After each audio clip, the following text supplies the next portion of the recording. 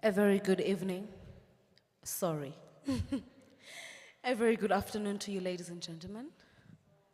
We will be starting in the next 10 minutes. In fact, make that 9. We welcome you all. Let's just be patient enough to welcome everyone that will be joining us shortly.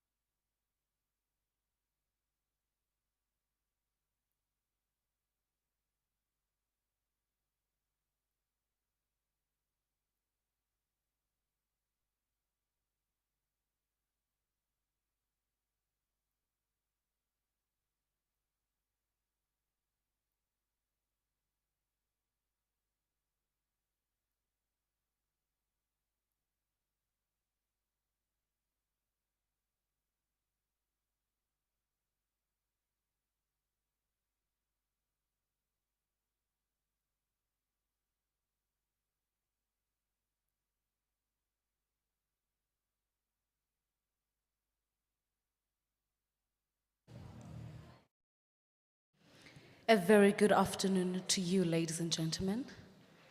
You all look fantastic, and welcome to the Postgraduate Welcoming function. I am Yibanati Makinana, and I'm very honored to be your MC for today. As we are about to start, in fact, as we are starting, I would love us to give a very warm welcome to Zama Zulu, who will be blessing us with her voice today. A round of applause, please.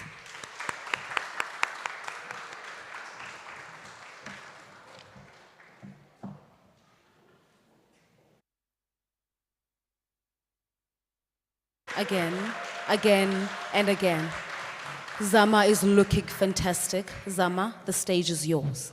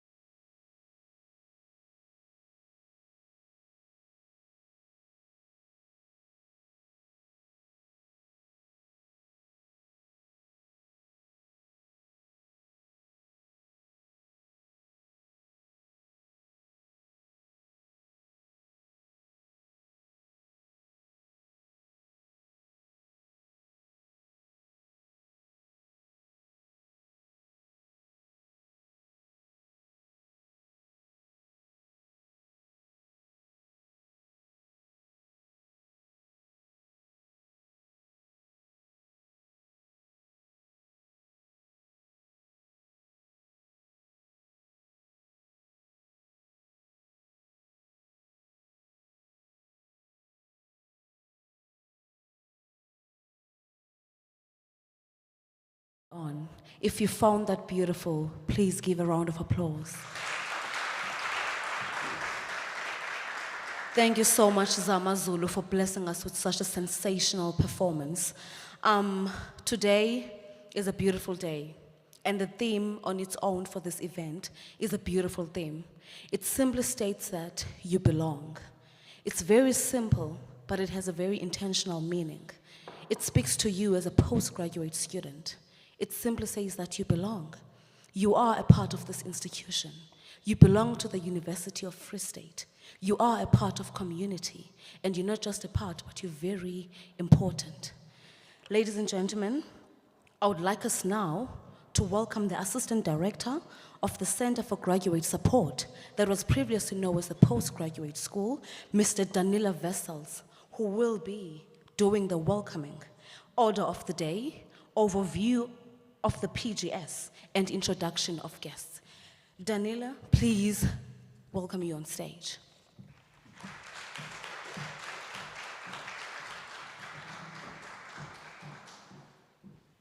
If I have to be like you, I fit in.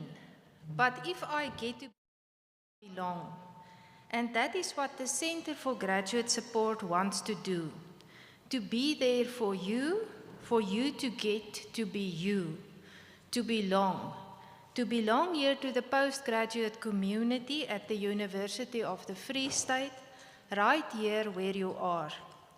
Therefore, start this postgraduate journey with us, or return to this journey with us in 2022. And we are indeed glad to see you and have you here with us.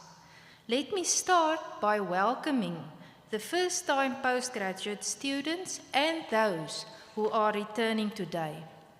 Secondly, I want to acknowledge in their absence today Professor Peterson, the Rector of the Free State University, Professor Vetoon, Vice Rector, Research and Internationalization, Professor Mutsi, the Director of the Center for Graduate Support. A sincere word of welcome to our guest speakers, to Dr. Hagen, the Director of International Affairs at the University of the Free State, who will address us on the role of internationalization in higher education. Dr. Matabula, a senior researcher at the Center for Development Support, who will explain to us why it is so important to finish what you have started. Mr. Zikali, research assistant at the Office of International Affairs, who will give us an overview of the International Affairs Office. Mrs. Hesma van Tonder, Chief Officer and Research Librarian of the Library and Information Services, who will indicate the kind of support that the library provides. Dr. Hein Badenhorst, Assistant Director of Housing and Residence Affairs, who will point out the placement options for postgraduate students on and off campus. Ms. Lisa Wolmerans, Counseling Psychologist at Student Counseling and Development at the University, who will elaborate on how to take care of your mental health. Mrs. Maricel van Rooyen from the Directorate of Research Development, who will make research ethics more clear. Dr. Niam from the Department of Disaster Management, who will discuss the importance of belonging to a postgraduate community. Dr. Makati, Chief Officer and Academic Writing Expert at the Center for Graduate Support, who will elaborate on academic writing services. Mr. Prince Koza, Chief Officer, leading the Center for Graduate Support, the funding office, who will tell us more about the funding options available to postgraduate students. The Postgraduate Student Council, who will take anyone interested here on a campus tour at the end of today's events. True belonging doesn't require us to change who we are. It requires us to be who we are. Therefore, be who you are and be at home at the University of the Free State while on your postgraduate journey. Trust yourself, your passions and your sorrows, and truly belong. I thank you.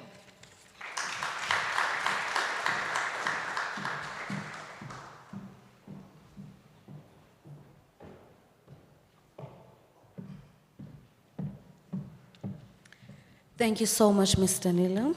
I do believe now everyone is welcomed and everyone can feel at ease. Now we're going to move on to Dr. Cornelius Hagen Mayer, who is the Director of the Office for International Affairs. He will be touching on the role of internalization in higher education. Dr. Cornelius, the stage is yours.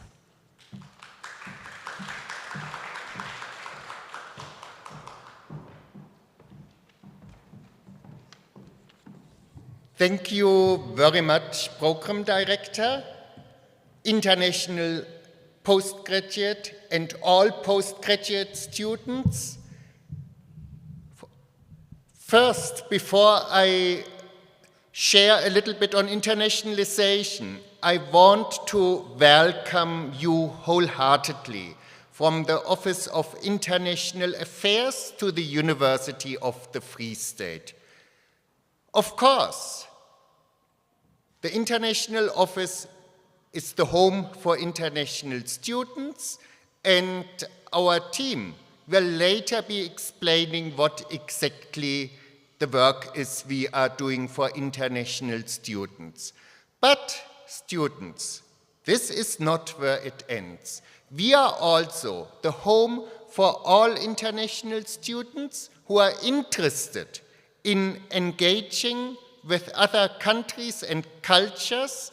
Again, our team will be later sharing with you what the opportunities are, both here at the home campus and when working with our international partners, when going for the international opportunities, which at times allow you to get out of the campus, out of the country, and be at an international partner for some time.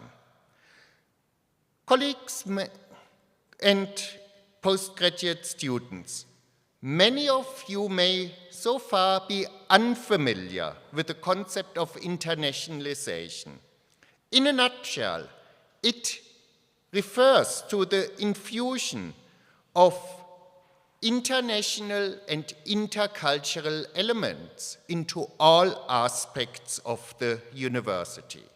However, for it to qualify as internationalization, it has to be intentional and it has to enrich and improve the quality of education and/or contribute to the impact which higher education is having in society.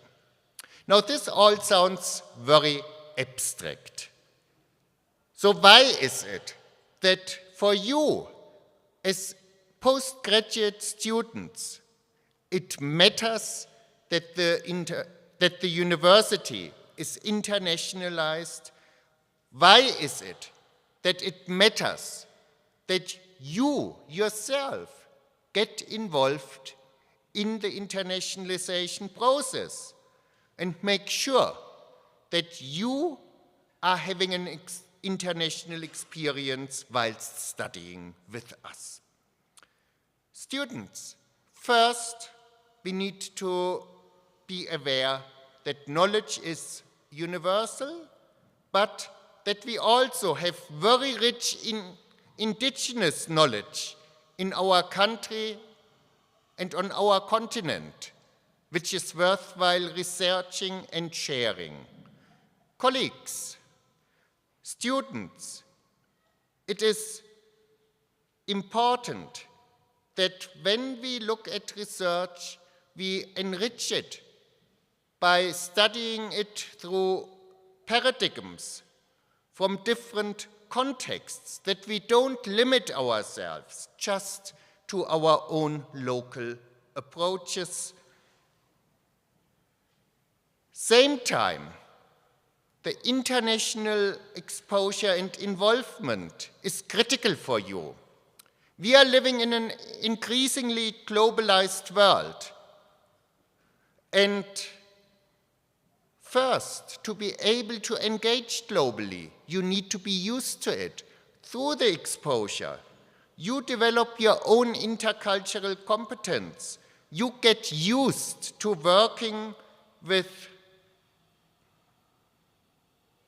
fellow researchers in the future, once you have graduated, with colleagues from all over the globe. This exposure also helps you to be more employable, but I think the main driver must be that it is so enriching to work with fellow students, with academics, with fellow researchers from all over the world. While doing so, you can develop your own personal networks, and those networks later, should you choose a career in research, are critical for you to be part of the global scientific community. But should you go out to private business, work for government, still those networks will be enriching you for the rest of your life. So colleagues, students, how do you get involved? First of all, when writing, consider literature from all over the world, but also consider, because equally important as international knowledge is indigenous knowledge, and also consider there are many more knowledge paradigms but just the Western one, so engage with them. Don't limit your work to any knowledge paradigm, but think, look out, check globally, what are the different approaches. Don't limit yourself just to one knowledge paradigm. Second, I want to call on you to seek opportunities for international exposure. Later, our colleague Becky is going to share with you on some of the opportunities and how we promote them. Not in depth, but he will refer you to the ways in which you can find the information. We have actually in our office a designated colleague who will engage you with this. But for you, it is important not to wait for the information to come to you, but to go out there, ask the questions, participate the sessions, but go further, research yourself, look for the opportunities. From our side, the commitment, where you need support in pursuing them, it will be there from the side of our office. Last, please engage on campus. To make it a bit easier, our colleague Bulelva, who is in our midst, is coordinating the Umoja Buddy program, which intentionally connects local and international students for mutual enrichment and cross-fertilization. Please participate. Same time, there will be many diversity functions. We are going to have once again a rich celebration of Africa Month at the university. Students, colleagues, please participate. Be part of it, contribute, not only passively participate by reading, watching, coming to the face-to-face functions. But next week there will be a call for contributions, and that call is open also to student contributions. So please be part of it. Summing up, it is your choice what you make out of your studies. It is your choice whether you come out of your degree not only with a document, but also as a graduate with an international outlook, as a graduate who has developed lifelong international friendships and networks. So on this note, I want to wish you from the Office for International Affairs success in your studies, and I hope that you will be leaving the university with a truly global outlook. Thank you very much.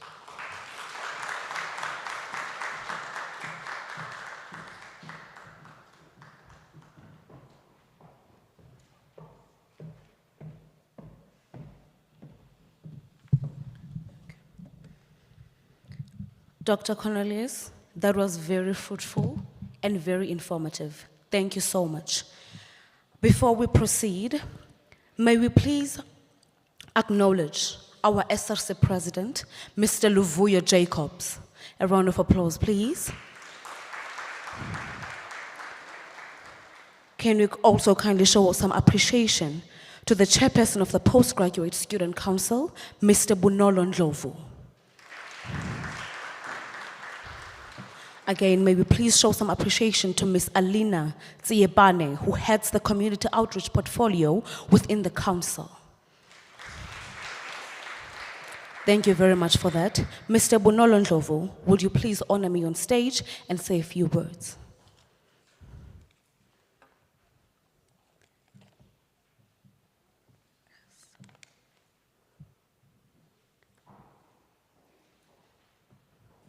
A round of applause again.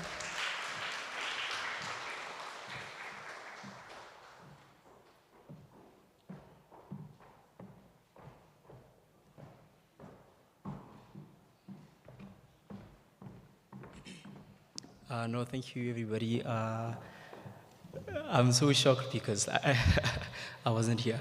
But my name is Bonolo Ndlovu. I am the chairperson of the Postgraduate Student Council. Of course, I'm serving under the capable leadership of President Luvuyo Jacobs. I don't see him here. Oh, he's there at the back. Yeah. So when I took over this role, you know, of being the chairperson of the Postgraduate Student Council, it hasn't been that much active. So inheriting this obviously was such a huge task because we've been trying to find out what is it that the Postgraduate Student Council is supposed to do, except, you know, advocating for students. But when you read our mission there, it will say, you know, we want to encourage a research that is going to be talking on socio-economic development. And I am one of the people that share the view that institutions of higher learning are a microcosm of society. So this year, what the Postgraduate Student Council will be doing is literally that, you know, encouraging research that is going to be groundbreaking, research that is going to be changing the world. And I just wanted to say to the new postgraduate students, welcome to the University of the Free State and to the, sorry, I'm so nervous and yeah. I literally don't even know why I'm here. But to the new postgraduate students, I just wanted to say welcome to the University of the Free State, and to the ongoing students, I just wanted to say, please help us to help you as we advocate on this journey. Thank you so much.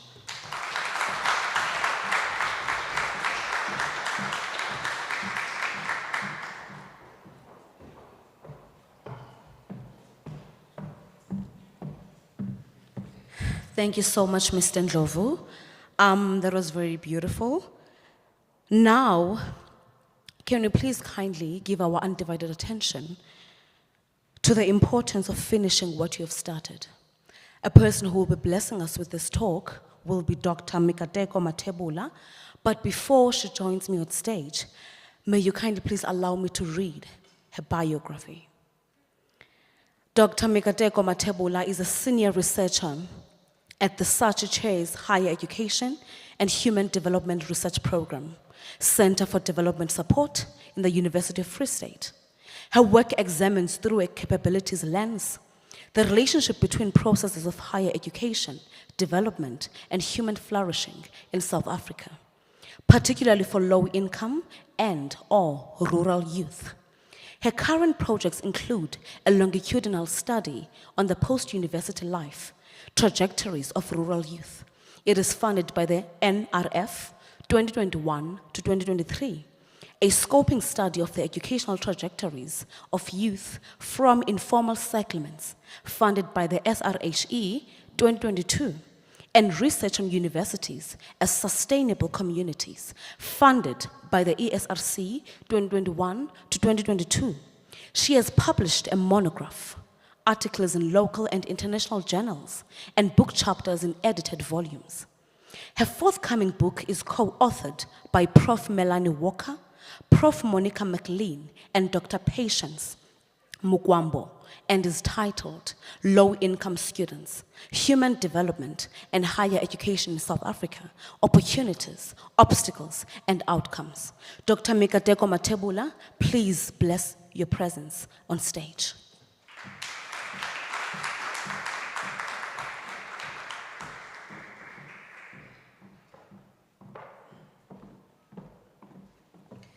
Good afternoon, everyone, and thank you so much for that very generous reading of my bio. When I was first asked to talk about the value and importance of a postgraduate degree or postgraduate studies, as well as the importance of finishing what you started, I thought, where am I going to start? There's so many reasons why it is a worthwhile thing to pursue, but at the same time, there's probably an equal number of reasons why it doesn't necessarily make sense for most people. So I thought maybe a good starting point would be to reflect on my own journey, so my own experience, and I'm hoping that as I do this, some of the questions that you might have for yourselves might be answered, and so here goes.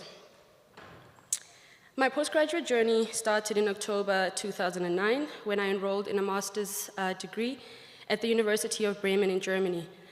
Dr. Hagen was just talking about opportunities to study abroad, and ironically, this is how it happened for me. It was a cooperation between the University of the Free State and the University of Bremen in Germany. When this opportunity presented itself to me, I jumped on it for several reasons. There are three reasons that stand out for me that I'll mention today. First, it's because I thought it was an exciting opportunity. Second, I was curious. And third, it was convenient in some ways. It was exciting because it would give me the opportunity to live and study abroad, in Europe, in Germany, and at the time this represented a place that I'd never been to before. In terms of curiosity, I was curious about how I could learn at the postgraduate level and what it would expose me to that I hadn't yet had the opportunity to learn at the undergraduate level. The convenience part came from the fact that I had some funding from the DAAD, or the German Academic Exchange Service. This meant that I could progress to master's without first having to complete an honors degree in South Africa. No jokes. So, in addition to that, after about 3 to 4 years of undergraduate study, I wasn't convinced that I was really ready to launch into a career and present myself to the world as a fully fledged adult who was ready to do a 9-to-5 job. So I thought, let me study further and see where this takes me. Additionally, the degree that I'd done at undergraduate level was a Bachelor of Social Sciences degree. So it lended itself really well to pursuing postgraduate studies because there were many directions that I could take. And so I opted to study further. And I think it paid off. My postgraduate experience not only fulfilled my curiosity, but it inspired me to study even further. And in many ways, it's shaped the career path that I've now chosen. This happened because I had the opportunity to work as an assistant researcher while I studied. My job was mainly transcribing interview recordings for a project that explored work beyond retirement age in Germany and the UK. It was a comparative study, so that meant some of the data that was being collected was being gathered in the UK with English-speaking participants. There were about 5 researchers working on different aspects of this really huge study, and they used a variety of methods to gather data, including interviews, as I said. When I saw the job advert, it said they were looking for somebody who had an undergraduate degree, somebody who was autonomous, who was a fast learner, and perhaps most importantly, they said they needed somebody who was fluent in English. So I applied, and I was invited for the interview, and I got the job. From then on, for about a whole year during my master's degree, every Friday I would sit in the office, I'd have the headphones on, the recordings of the interviews would be playing in my head, my feet would be tapping the transcription kit, and I'd be typing what I heard. At first, I thought it was quite a mechanical job because you were literally just sitting there typing what was in your ear. But over time, I realized that I was playing a small part in a broader project, one of capturing people's stories, people's life stories and their experiences about what life was like beyond retirement age. And so I was learning both from the process of transcribing these interviews, but also from the stories themselves. Now keep in mind that my own research project was a case study of intercultural communication between Germany and South Africa. I was looking at BMW. It had nothing to do with the project that I was working on. But while the research topic of work beyond retirement age was not something I was particularly interested in, as I did this work, I found myself asking several questions. And so I often wondered, like, what will the situation be like for my own parents when they retire? Is there a safety net for them? How will they manage? Will they have to continue working? And will they be able to continue working? I found myself also wondering for myself, like, what would happen once I reach retirement age? Would there be opportunities for me to work, and so on? I could certainly imagine myself wanting to work beyond retirement age, but at the same time, I thought, of course, I would appreciate the opportunity to choose not to. So I'm digressing quite a bit here, but the point is, while I was a postgraduate student, I was learning all the time, or at least I was surrounded by opportunities to learn. Opportunities to wonder, to ask questions, to think, but also to debate, to discuss, investigate, and perhaps most importantly, to think critically. So that is, instead of taking information at face value, or even taking people's opinions and their stories at face value, I was learning to ask questions. Questions like, is there another way to understand this situation? Is there a different angle from which to approach the problem? Am I sure that my understanding is well informed? Have I considered other angles? I was learning to say, wait a minute, is that really true? And also, where does this information come from? Who conducted the research, and what methods did they use? Most importantly, perhaps, I was learning to kind of ask questions about how I would know that what I was looking at in front of me was actually valid. And again, I'm digressing, but the point is, during my postgraduate journey, I developed a deeper interest in research, a deeper interest in the process of conceptualizing, identifying, articulating a question or a problem, and then taking the necessary steps to find out what, where, who, why, and so on. So as you can guess, towards the end of my master's degree, I had a strong feeling that I wanted to continue studying. Not because I had to, but because I felt compelled to. I wanted to see where my interest could take me. Plus, the director of the research group I was working for was a total badass. She was young, she was ambitious, she had recently completed her own PhD, and now she was managing this huge research grant and overseeing about 4 to 5 PhD candidates, including myself working as a research assistant. And this allowed me to get a sneak peek at what a career in research could look like. I was inspired. So after completing my master's in science, Master of Science in Industrial Psychology in 2012, I started looking for PhD funding opportunities, and I soon returned to South Africa in 2013 to complete my doctoral studies on a full scholarship at the Higher Education and Human Development Research Group, right here at the University of the Free State. 3 years later, I graduated with a PhD in Development Studies, and after a short period as a postdoctoral fellow, I was appointed as a senior researcher on the ESRC-funded Mirato project.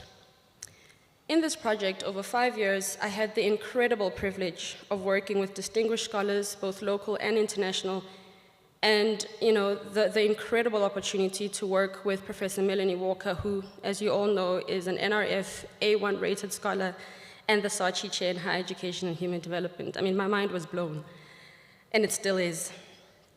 The project that we worked on examined the factors and dynamics that influence the achievement of higher education learning outcomes for low-income youth who come from rural areas and townships in South Africa. We completed the project last year, and as was mentioned earlier on, there is a forthcoming book that you should look out for from that project. But now, I'm a principal investigator on my own projects. I work with colleagues on a variety of projects that were mentioned earlier on. As highlighted in my bio, My current research includes longitudinal studies on the post-university life trajectories of young people from rural areas, a scoping study on the access to higher education for young people who come from rural areas and informal settlements in particular, as well as a participatory study that looks at how we can reconceptualize universities as sustainable communities, and we're working particularly with student activists. I'm mentioning all of this to kind of highlight some of the things that concern me, issues that concern me at the moment, things that I want to understand better, things that I want to shed light on, and issues that fulfill my intellectual curiosity, but at the same time are also very close to my heart. Of course, I know that I'm very lucky to have had the opportunity to pour my curiosity into research and then to turn research into a career. And I obviously didn't achieve any of it on my own. I've had tremendous support from a lot of people, way too many to mention. I had information at my disposal, and again, Dr. Hagenmeier mentioned this earlier on about the importance of seeking out the information and making sure that you're well informed about the opportunities that are in front of you.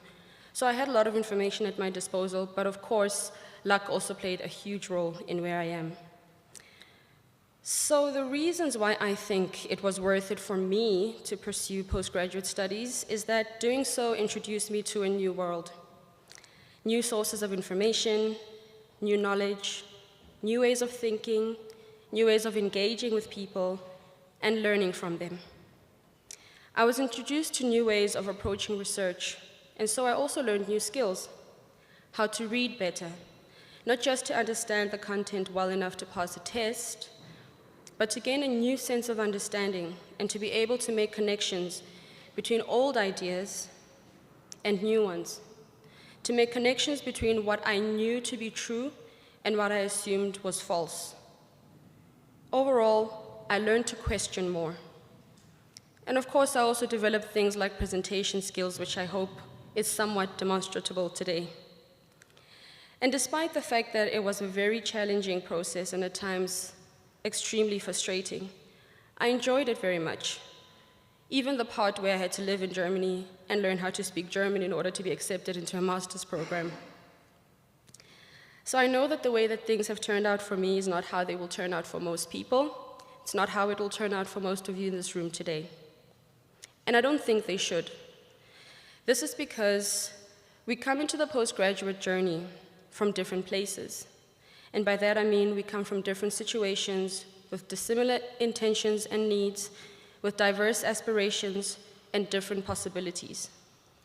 For these reasons, the value of a postgraduate study varies depending on who you are and what aspirations you have, as well as the support system that you have around you and the broader conditions of possibility that shape your life opportunities. But if you're convinced that you want to pursue a career in research or perhaps an academic career, talk to people who've been there and done that, so that you can make an informed decision about pursuing, for example, a PhD, as I did. The road is tough, and the returns are not necessarily what you might hope them to be, but the process is certainly fulfilling, and having a PhD does open doors. If you're curious and you're eager to learn something new, or you're keen to gain a broader understanding or a perspective on life, or a deeper understanding of a particular issue or problem or phenomenon, consider studying further. And if you've already registered, as many of you might have, whether it's for a postgraduate diploma or an honors or a master's, and regardless of whether you need this qualification for meeting job requirements, or whether you feel like it's the right thing to do at this point as a young adult, or simply because it's kind of making sense, if you might be wondering if it's the right path to take, or you're feeling stuck or uncertain, seek advice for a way forward. That's what the postgraduate school is here for. And perhaps most importantly, find out what kind of adjustments that you can make so that you figure out how to carve your own unique path through postgraduate studies.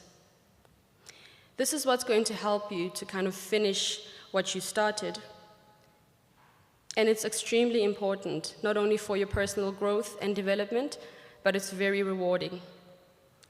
So, to answer the question quite simply, I would say don't doubt yourself.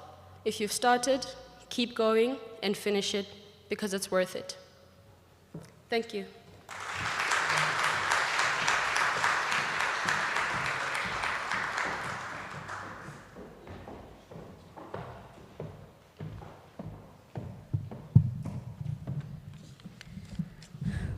Dr. Matebola, that was very sensational and inspiring.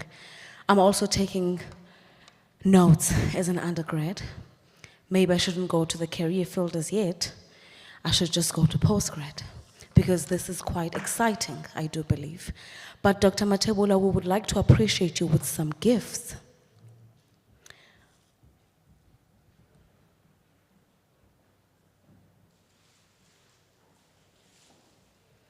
Can you kindly please give her a round of applause again?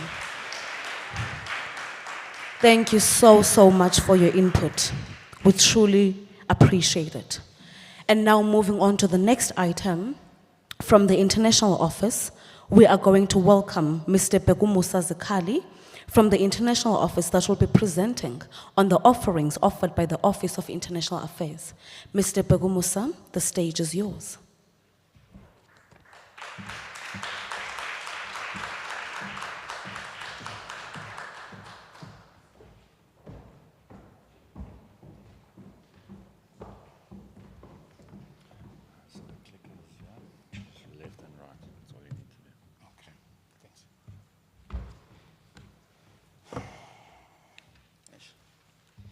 Afternoon, everyone.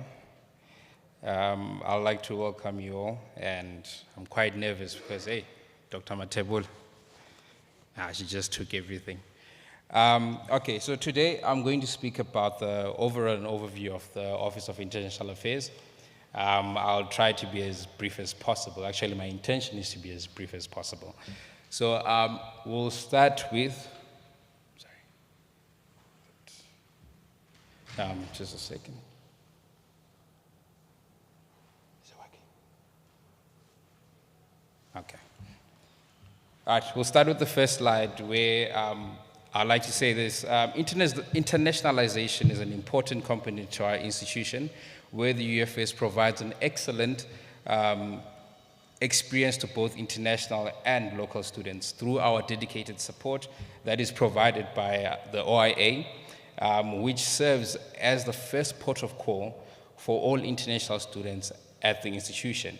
So now we have quite a number of divisions within the OIA, which is the International Students Admissions, Internationalization at Home, International Scholarships, Web Content and Marketing, International Partnerships, Collaborative Degrees and Ongoing Mobility, Institutional Reporting, Research and Special Projects, then lastly, our comprehensive internationalization of the Kwakwa campus. I'm going to briefly speak about each portfolio. With the international student admissions, we are here for you, from admissions through our one-stop shop to the immigration, making sure that you have and meet the necessary requirements based on immigration, which is be it your visa, your health insurance, and you can come to us at any time so we can assist you in those regards. Then comes internationalization at home, where here we're speaking about the social integration and building intercultural competences. So the IAH promotes and executes purposefully the integration of international and intercultural dimensions into the formal and informal curriculum of the institution, where students within their domestic learning environment. Through the UPP, which is one of the programs that we are putting forefront, we are here to enhance the student experience with the aim to connect international students with local students through fostering meaningful lifelong friendships that will enhance the international and intercultural competencies and to realize the goal of internationalization at home, which is social, cultural, and academic integration. Our next portfolios is international scholarships and web content, where this portfolio promotes and disseminates information on international scholarships and opportunities. So I do hope you guys do keep regularly checking your emails, and also you can find this on the website. So then the next one is the international, oh, sorry. Oh, yes. Then the next one is the International Partnerships, Collaborative Degrees, and Outgoing Mobility, which is one of the programs that Dr. went through in Germany for. The portfolio creates and strengthens its network with universities worldwide with an aim to establish joint projects, collaborative degrees on master's and PhD level, and short-term study abroad opportunities, which is academic exchange programs, through signed MOU agreements. The last two is the institutional reporting, research, and special projects. So as a research-led university, the university focuses on the research of internationalization, where the OIA facilities enables this through a dedicated support for researchers. It also coordinates mandatory reporting on internationalization. Besides, it coordinates and supports selected strategic internationalization projects such as ICUDU, where we have funding of almost 1 million euros. The last portfolio is the comprehensive internationalization of the Kwakwa campus, and which is an OIA satellite office that supports comprehensive internationalization of the Kwakwa campus and including international student administration. Where you can find us and where you are always welcome to come is just across the road is the Theology Building on the 2nd floor. And then these are the necessary portfolio leaders or portfolio heads that you can contact in respect to what you guys would be interested in engaging with us on. And we'll be always happy to help. Thank you.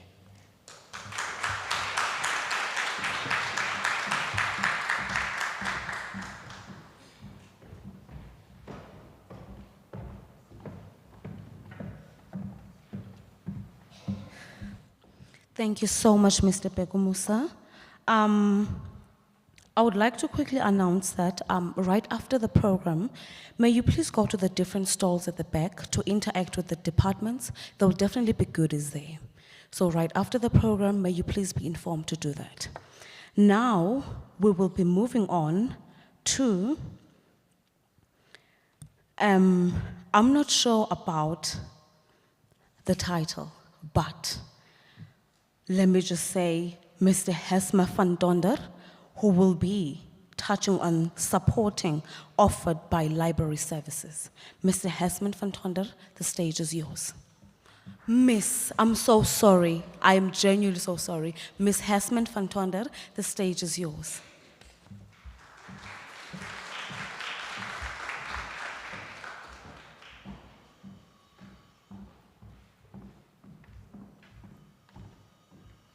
Good morning. This is my second sex change for the day, so I'm really a female. Good morning. So, like she introduced me, I'm from the library. I'm quickly going to run through the PowerPoint to tell you what services the library can offer you. There's been mentioned by all the previous speakers about international research, internationalization, international information, and that's where the library can come and assist you to find those international information and all other. Okay, so first of all, we've got your research support.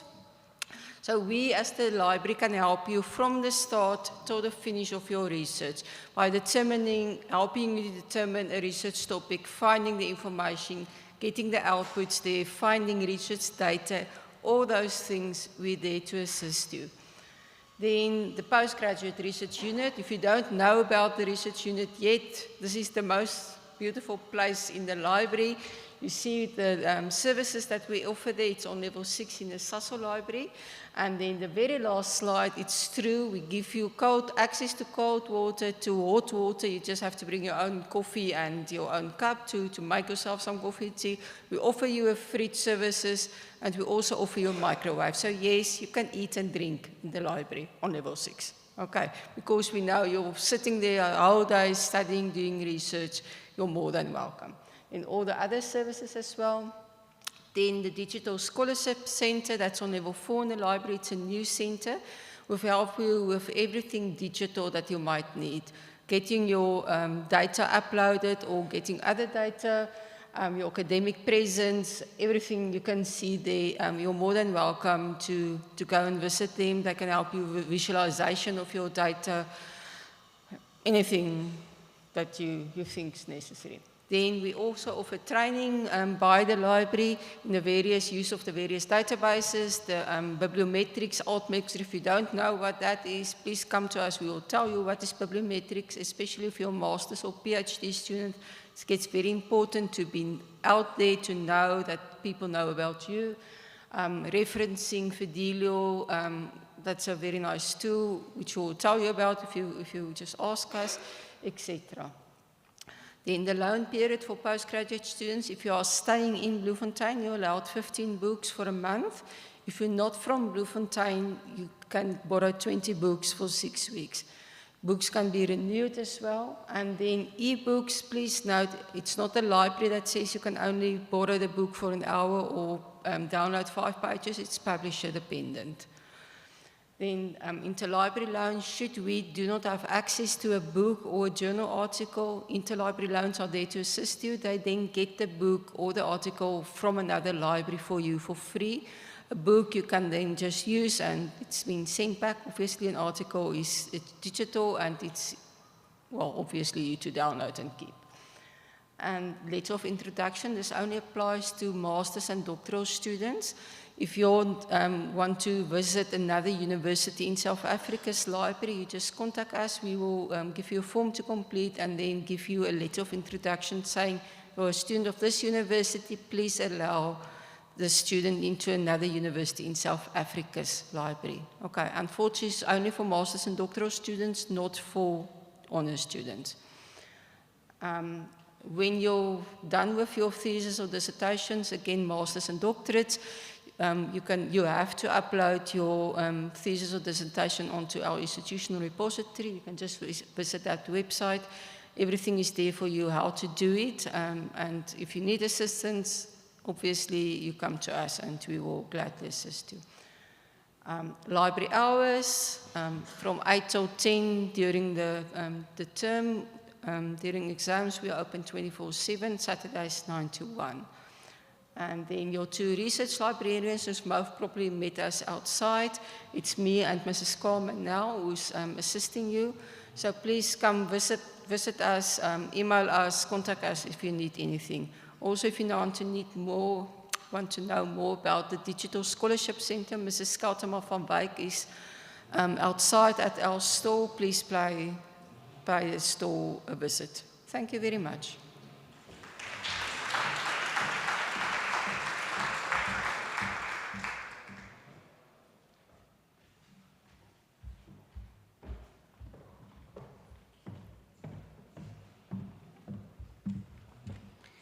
Thank you so much, Ms. van Donder.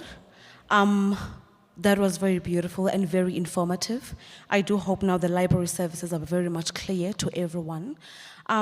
Next up, we have Mr. Hein Badenhorst, who will be working hand to hand with Vensi Mapupa. He is from Housing and Residence Affairs, and he will be presenting on the placement options available for postgraduate. Mr. Hein Badenhorst with Ms. Vensi, will you please honor us on the stage?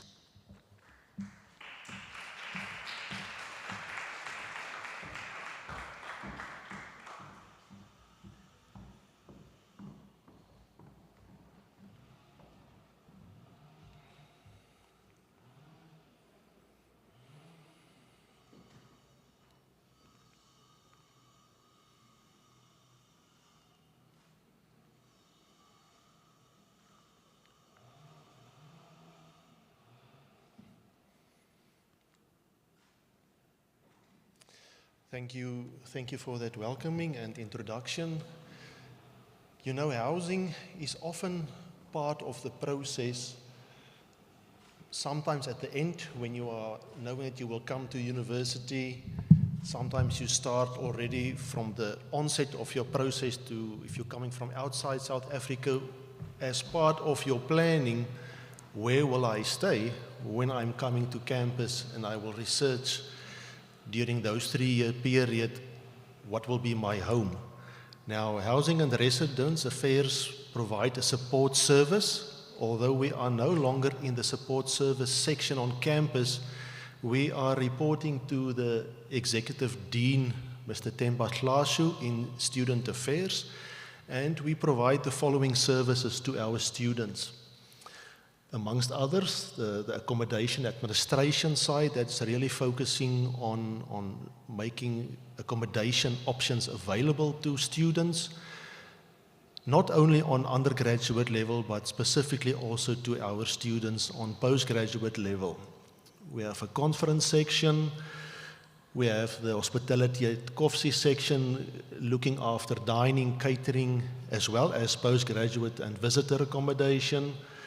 We have a section looking at financial management, housekeeping, as well as physical residence services, looking at the maintenance of our buildings.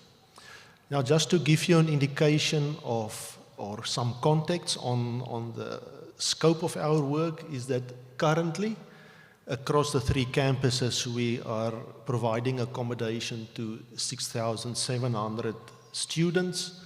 On the Bloemfontein campus, the majority of students are accommodated, 4,400. On the Kwakwa campus, 1,500, as well as on the South campus with recent developments, just under 800 students. Now, one of our key performance areas in HRA's strategic plan is to focus on the increase of our postgraduate students in all accommodation options on campus. At the moment, those are the numbers of postgraduate students that we are accommodating across the 3 campuses, with the majority of students on the 4 levels accommodated on the Bloemfontein campus. We are especially excited about the growth in the number of postdoctoral students. The number of 48 at the moment is our highest number ever, and it's still growing, and we hope that in the next few months that number will even go beyond 50. Now, if we look at the type of accommodation offerings that we do provide, we have particularly identified certain accommodation types on campus for students on master's, PhD, and postdoctoral level. And I know that some of our students here are currently staying in some of those accommodations. Koffsie Inn, President Steyn, our Protea unit for postdoctoral students, as well as a limited number of family units on campus.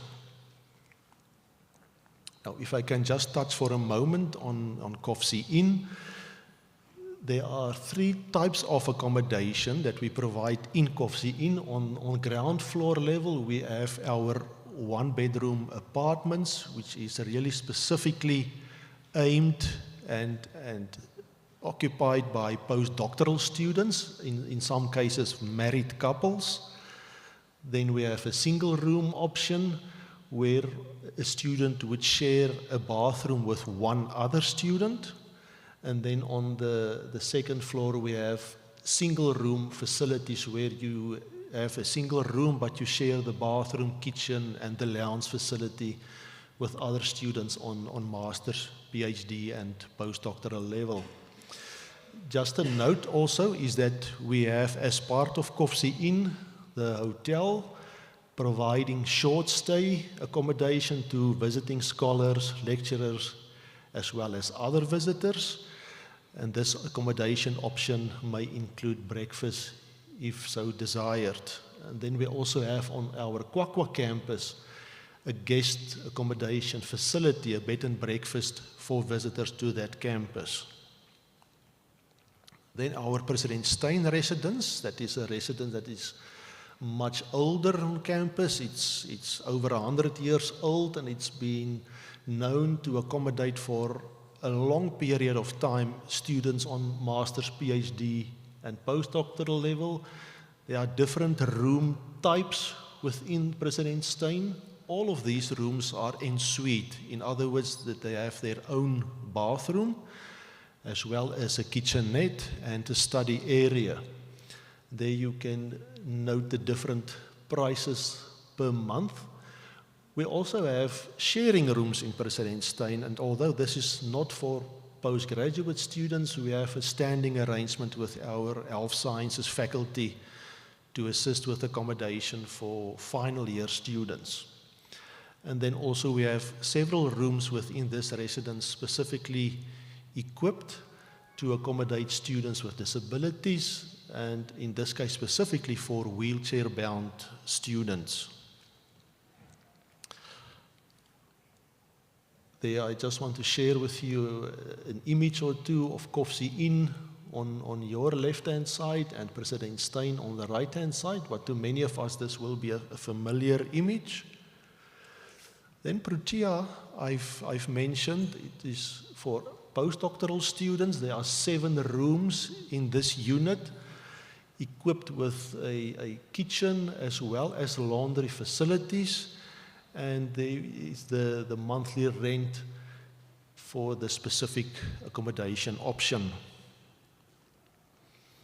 Then our student flats or family units, as I've referred to earlier, which are fairly limited at this stage, and it's very sought after, specifically from our postgraduate students, our married couples, as well as families with children.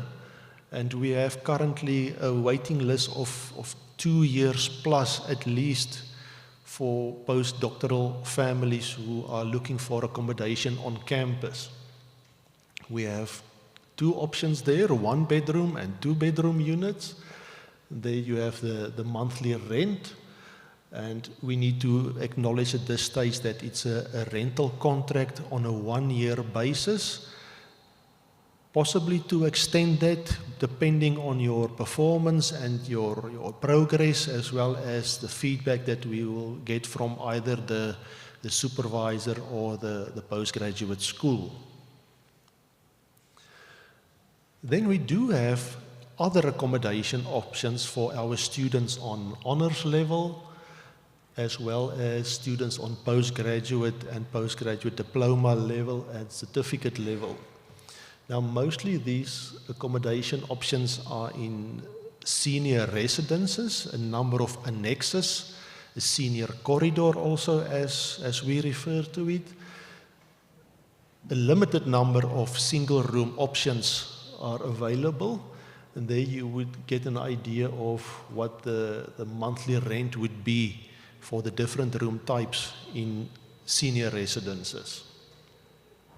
Now, on the Kwakwa and South Campus, we do have a limited number of postgraduate beds for students enrolled in postgraduate studies on those 2 campuses, 32 rooms on the South Campus, as well as 32 rooms on the Kwakwa campus, all single accommodation, of course.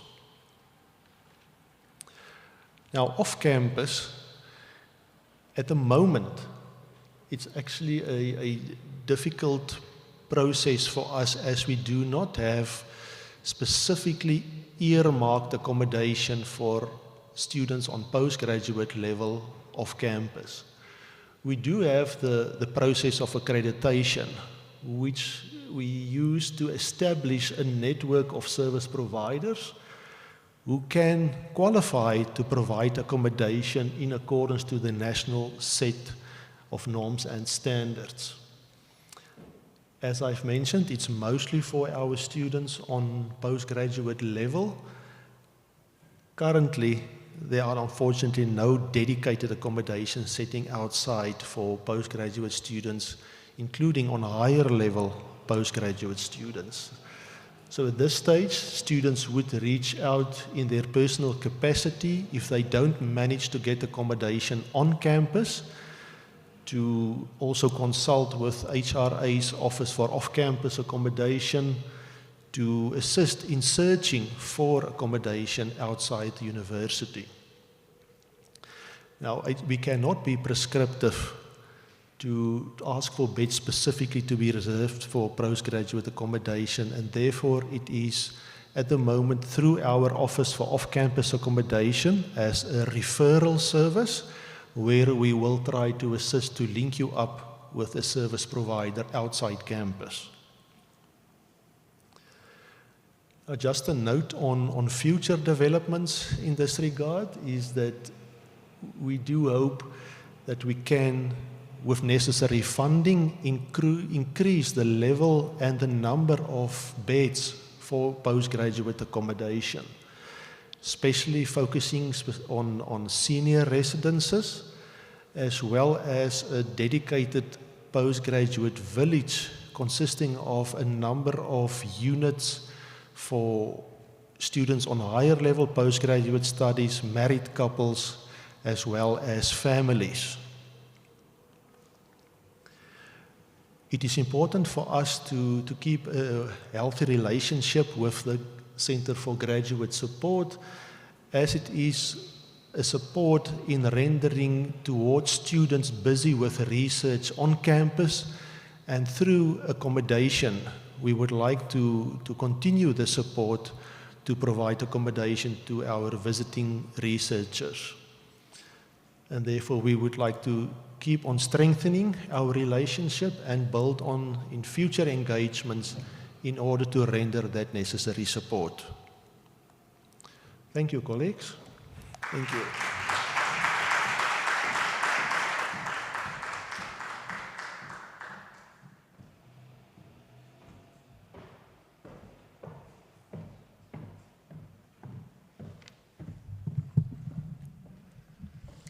Thank you so much, Mr. Hein. The past 2 years have been nothing but hectic. They've been hectic on a professional level, academically, psychologically. It has been hectic throughout the world.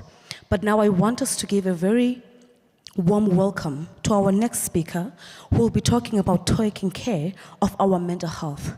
Ms. Liz Volmanrans is from Student Counseling and Development Department, and she'll be addressing mental health issues and raising awareness of the help her department offers. Ms. Liz, please kindly bless us with your presence on the stage.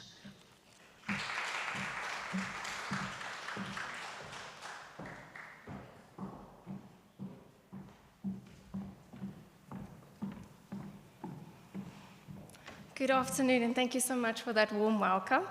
I'm happy to see your faces, half faces for some of you. I think we're getting, one of the days we'll have to be able to see every faces. All right, so I'm not sure if you have my slideshow, and if I can advance it myself, I'm guessing. Just say Student Counseling Development. But if it's not there, it's fine, I can talk without. All right, so just in terms of, let me just start who we are. So we are the psychologists on campus, and as our MC mentioned, in terms of mental health, we help students with a wide array of challenges. So even from study skills to relationship issues to depression as well. So we really help with everything you can imagine. I know there's a lot of stigma still regarding psychologists and mental health. But there's a lot of pressure that people go through, and postgrad students especially. So we actually do see some postgrad students over the years that struggle with maintaining everything that you have to do.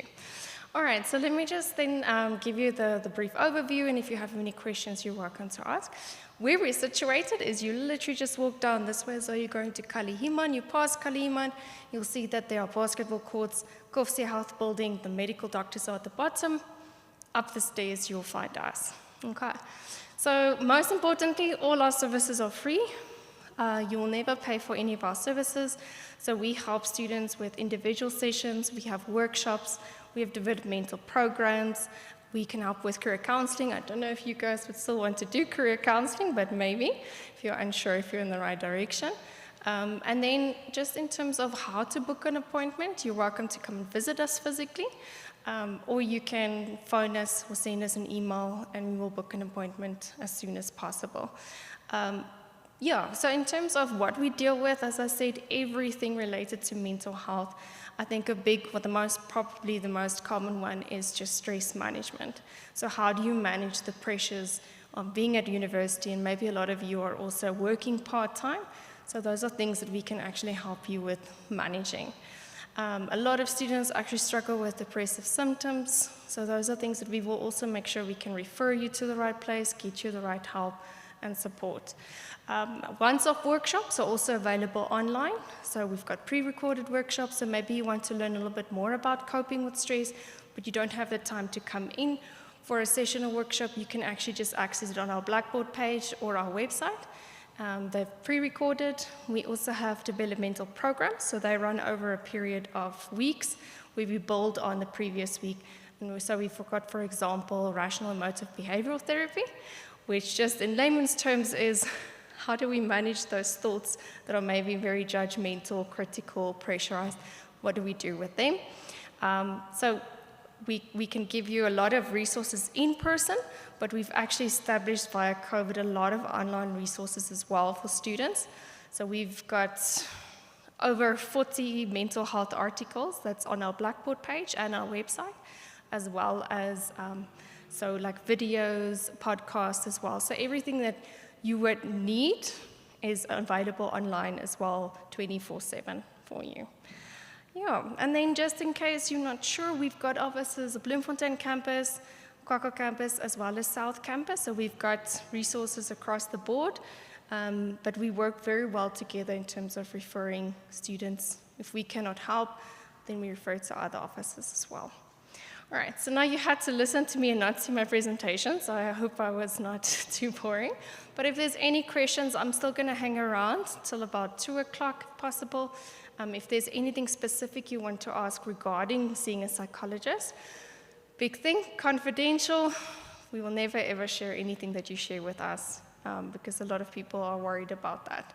Stays between the walls when you come and see us. We do also offer telephonic or video sessions. So if something that's actually worked well, we're not so sure if it's going to work, but now even those students on campus, they sometimes will call and they're like, I'm running late from class, can we maybe just move our session to a telephonic or a video session? So we've got a hybrid approach to therapy as well. So we've got different options. And that's it from me. Oh.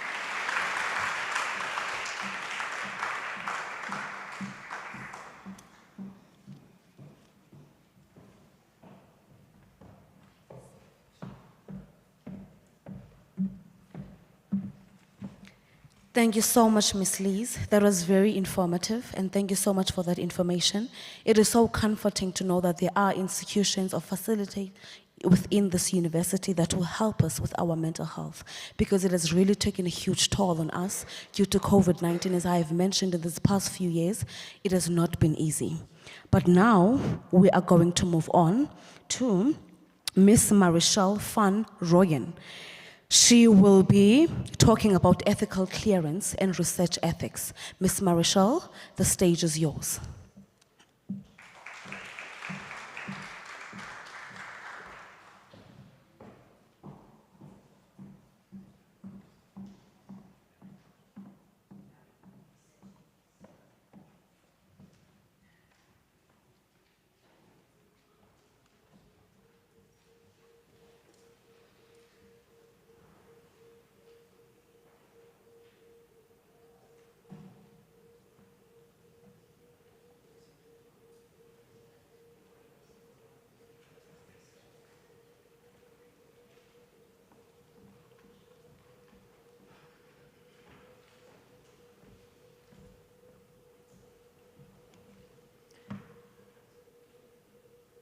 Sê jy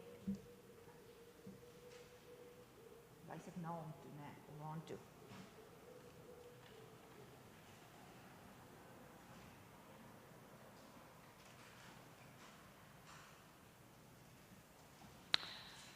Okay, research ethics. That's probably the one word when you start. That's probably the one word when you start with research that's going to drive you crazy. And it's not necessary because there is help and there will be assistance. But what I'm going to share with you today is what does the Research Ethics Office do? What is research ethics? And the importance of applying for ethical clearance for your studies. Sjoe. Waar druk jy? Okay. So what does the research ethics do? Basically, we handle the administration of all research ethics committees. So all the different ethics committees, and there are 4 committees, and I'm going to explain a bit about that. But we handle all the administration with regards to that. We have help desk assistance, which means you don't need to struggle on your own.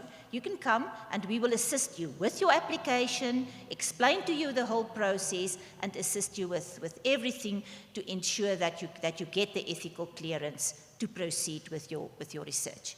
And then we also develop and administrate the online system. You will hear a lot about RIMS. RIMS is our Research Information Management System. It's an online system, which means you apply for ethical clearance online on the system. We are in our office, is Willem Kilian. Boemo is my intern, which is she's a lovely lady, and she helped the students really with so much passion. She's really a nice girl. So you can at any time either contact our office, come to our office. You know where's the postgraduate school? We're just on the 1st floor. Postgraduate school on the ground floor, and we are on the 1st floor. So you can sit within our office. We do have an extra computer.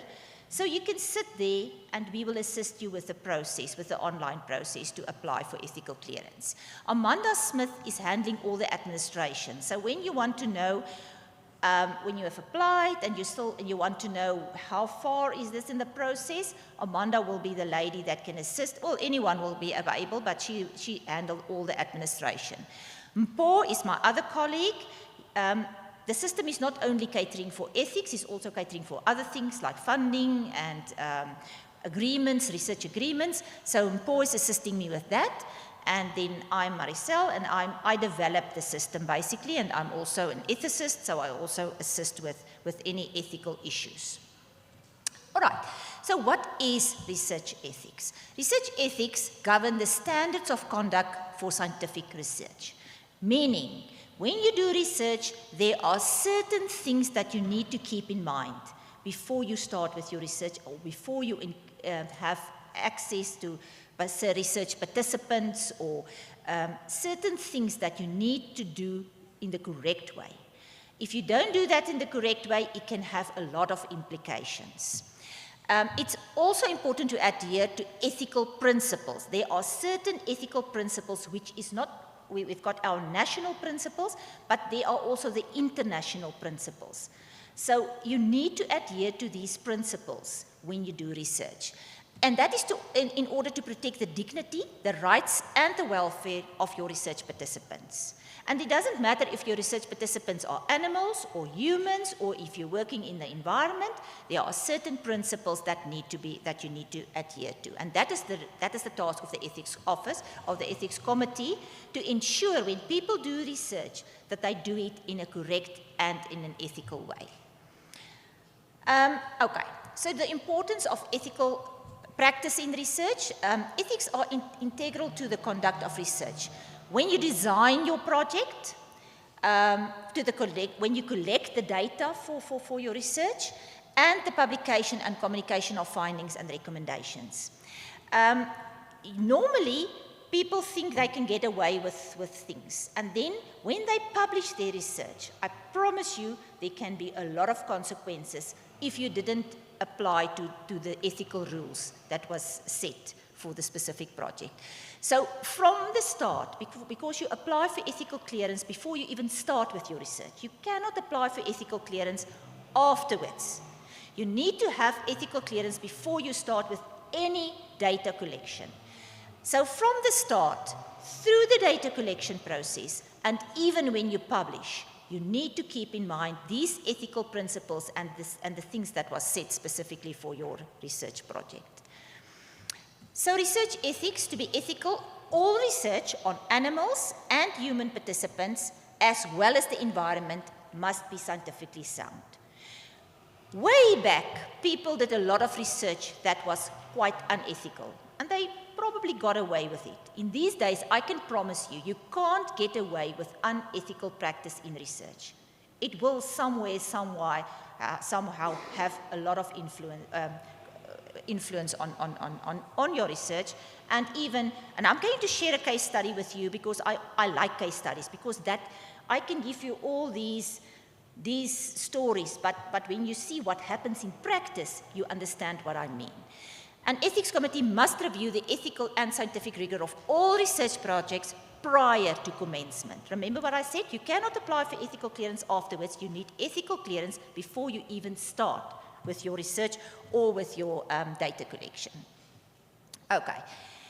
So ethics is basically all about what is right and what is wrong in the conduct of research. And if we think about law, and that is part of the thing, there are certain laws in place. Laws when you work with children, laws when you work in the environment, laws when you work with animals. There's laws in place. And law tells us what we must do.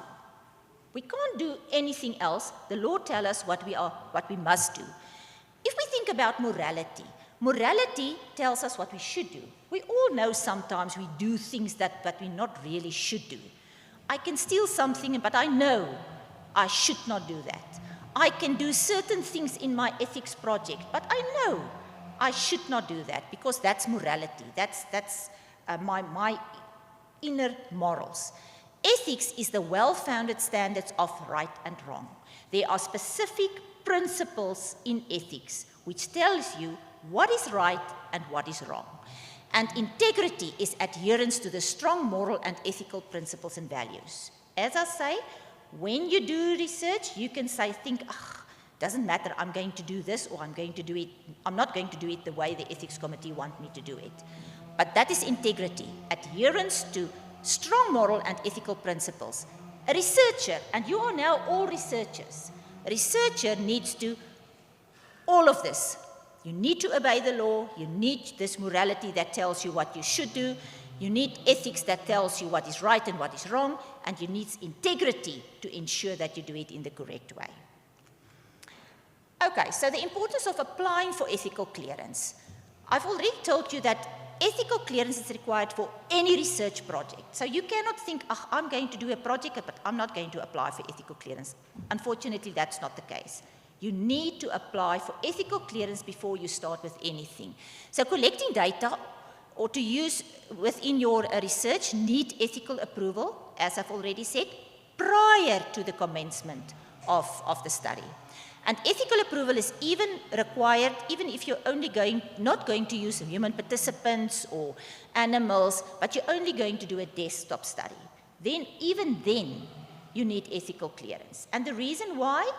The ethics committee, that's a very quick process, but the ethics committee wants to know that it's really a desktop study, that you're not going to involve people or animals or anything in your study. So you will get an ethical clearance number. And what is also important, the reason why you need it is when you want to publish, the publishers or your publish your work, and we all want to publish our research at some stage, then the journals also ask, where's your ethical clearance? Now we can say, but why? The first law that says that you need ethics or ethical clearance was the first legislation in South Africa that regulated health research involving both human and animals, was this Act 61 of 2003. And now you can say, yeah, but I'm not going to do any health-related research. But then, in 2012, it changed. And now every research, every aspect of research are now signed into that law. The definition is very broad and it includes all human research in health as well as social sciences. So you can't get away with not getting ethical clearance. We adhere to the Singapore statement that says the value and benefit of research are vitally dependent on the integrity of research. And there can be differences, national or international, but globally, the ethical principles is basically all the same. All right, I've already said we have 4 ethics committees. We have our General Human Research Ethics Committee when you are in social sciences. We have the Human Health Research Ethics Committee when you are involved in health sciences. We've had the Animal Research Ethics Committee and the Environment and Biosafety Committee. So it's GHREC, HSREC, AREC, and EPREC. And you will apply to the one that's applicable to your specific research. I've already said that, how do I know that I need ethical clearance? All research projects need ethical clearance. Even minimal risk, I've already mentioned it. Why? In these days, you cannot graduate if you do not have ethical clearance. And that's not only us. It happened that people didn't get it, and then the external examiners ask for the ethical clearance, and if you haven't applied beforehand, before you have started, there's no way that you can get it afterwards. And when you want to publish, as I've already mentioned, then you also need to give proof of ethical clearance. I'm not going to cover this. I just put in this to show you that there are specific principles in the ethics that need to be adhered to: relevance and value of your research, the scientific integrity, the role player engagement, the fair balance of risk and benefits. There's always risks involved in any research, but you need to balance the risk against the benefits. Informed consent. You cannot force people to be part of your research. You need to have informed consent. Ongoing respect for your participants. They need to be informed. And then your researcher's competence. You cannot do research if it's not in your specific field. I remember a case where someone in social sciences wanted to use DNA monsters. It was not approved because the idea is that if you're in social sciences and you're not working with DNA, that's too complicated and you do not have the necessary knowledge to use that in your research. So you need to prove to the ethics committee that you do have the necessary competence and expertise, and therefore you also upload your CV to your application. All right, and that's just the rights of your participants. I'm not going to, for time's sake, that's just to say that your participants is always important, and you also and they've got their rights. They have the right to decide. They can start with and say they will participate, but at any time they can tell you, no, I'm not going to participate anymore. So it's always important to remember that. We also now, every one of you know about POPI or POPIA, and that it's even more strict now that when you gather information from your participants, there are certain things that need to be in place to ensure that you do not share the information, that that you handle it in the correct way, and that's a law that forces us to handle it in a certain way. All right, I've talked about the RIMS, the Research Information Management System, and that is what we will assist you with on the system to apply for ethical clearance. Do I have a few minutes to share the case study with them? Okay. I want to share this case study because I want you to think for yourself, what would you do if you were in this specific case? A postgraduate student enrolled for an M degree in education applied for ethical clearance in May 2016. Remember May, in May she applied for ethical clearance. She's from a small town in the Karoo, and the interaction with the supervisor took place via email. The ethics clearance application was submitted online to the supervisor, who neglected to attend to the application. Therefore, it did not reach the ethics committee. However, the supervisor told the student to proceed with data collection. The online ethics application, when you apply online, it first routes to your supervisor. Your supervisor needs to accept it before it can reach the ethics office. If she doesn't accept it, it's still lying with her. And this is what happened in this case. But unfortunately, not the supervisor nor the student followed up on it or anything. She just proceeded with her research. The M studies was about the education of mathematics, and the student, a mathematical teacher, developed a problem-solving technique, and the data was gathered at a school, and she used children. When you use children research, there are a lot of rules that you need to ensure, ethical rules that need to be ensured.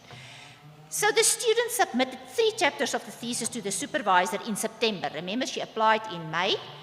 It never reached the ethics committee. It was never approved, but she proceeded with her research. And in September, she already submitted some of her chapters. The supervisor then realized that the student would not be able to obtain a degree without ethical clearance and told the student to resubmit an ethical clearance application, but also advised her to proceed with the analysis of the data in the meantime to save time. At the request of the supervisor, the student submitted a second ethical clearance application in October 2017. What happened? The ethics committee rejected the application as the data has already been collected and analyzed. The student was not familiar with the ethics procedures at the institution, and the supervisor wrongly misled her with the wrong advice, because it seems that the supervisor was also new, also didn't realize the importance of ethics. So in November 2017, the recommendation of the ethics committee was as follows. A new set of data collection must be done according to the fact that data has already been collected previously. The old set of data must be sent to the faculty to ensure that the same data is not used. It also requested that she attach a signed letter to indicate that she agreed to the conditions stipulated in the feedback. Remember now, all the time she lost, all the money that's lost in the process, she did all the research, she did all the chapters, and now they say, sorry, you can't proceed. The chair of the ethics committee sent a letter to all supervisors with the following comment. Even if there were a case of inadequate supervision to consider in such a case, it would still not justify unethical conduct by the researcher in collecting data without permission or approval. So what's the issue here?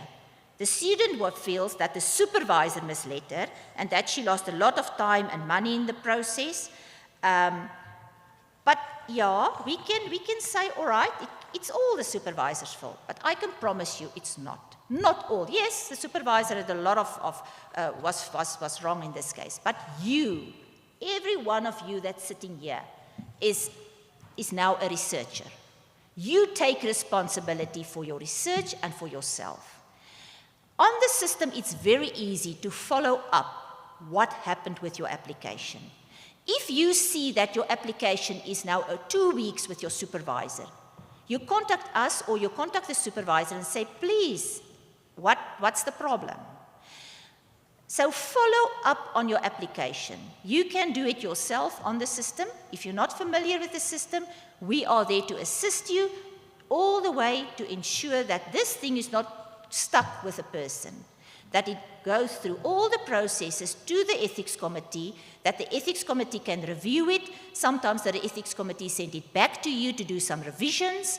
You need to do the revisions, submit it again, and once you have approval, you will receive an ethical clearance number and an approval letter. Okay, that's my story. Thank you, and yeah.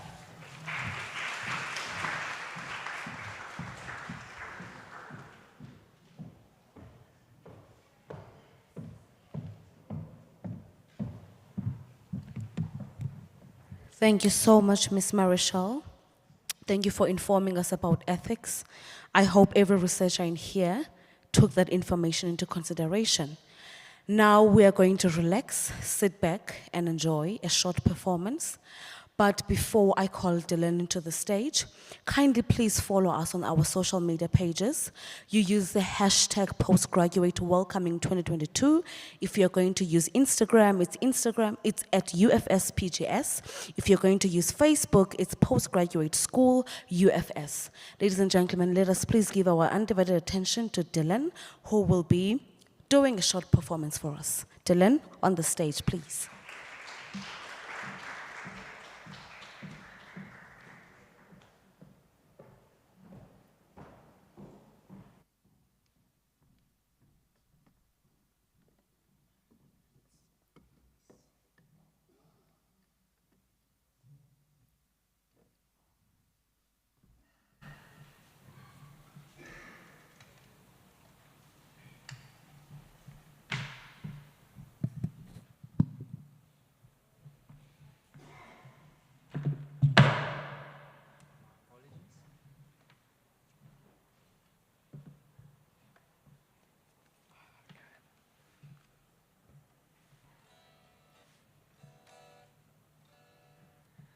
Good afternoon, everybody.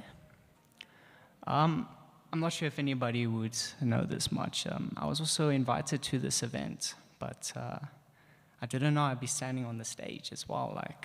I'm quite stoked to be here. Thank you for having me. This performance is called A Cruel Angel's Thesis.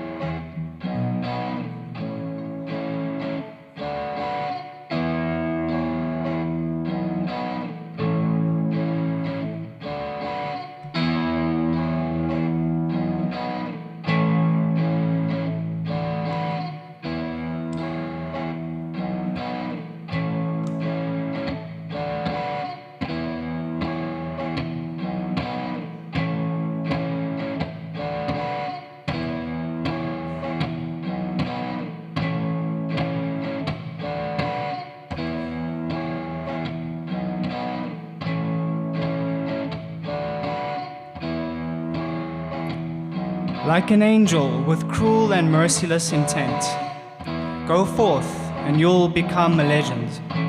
In time, this blue of the sky will reach out to knock on the door to your heart. You're looking at me, make it all that you see. Content, and we're merely smiling. Once more, the touch you long for consumes you in yearning to find that embrace. You're unaware though, now to what fate will sow. Temptation implores you to know, someday you'll notice, I pray that you'll realize. These wings on your back aren't a dream, at last. You'll have all you need to escape to, the world where you'll finally be free. This was all a cruel angel's thesis from the start, brought to life, out window. Now, it's taking flight. Scorching pathos, if you betray your memory, follow this deviant divine philosophy. Shining more than these stars that bathe the galaxy, go forth and you'll become a legend.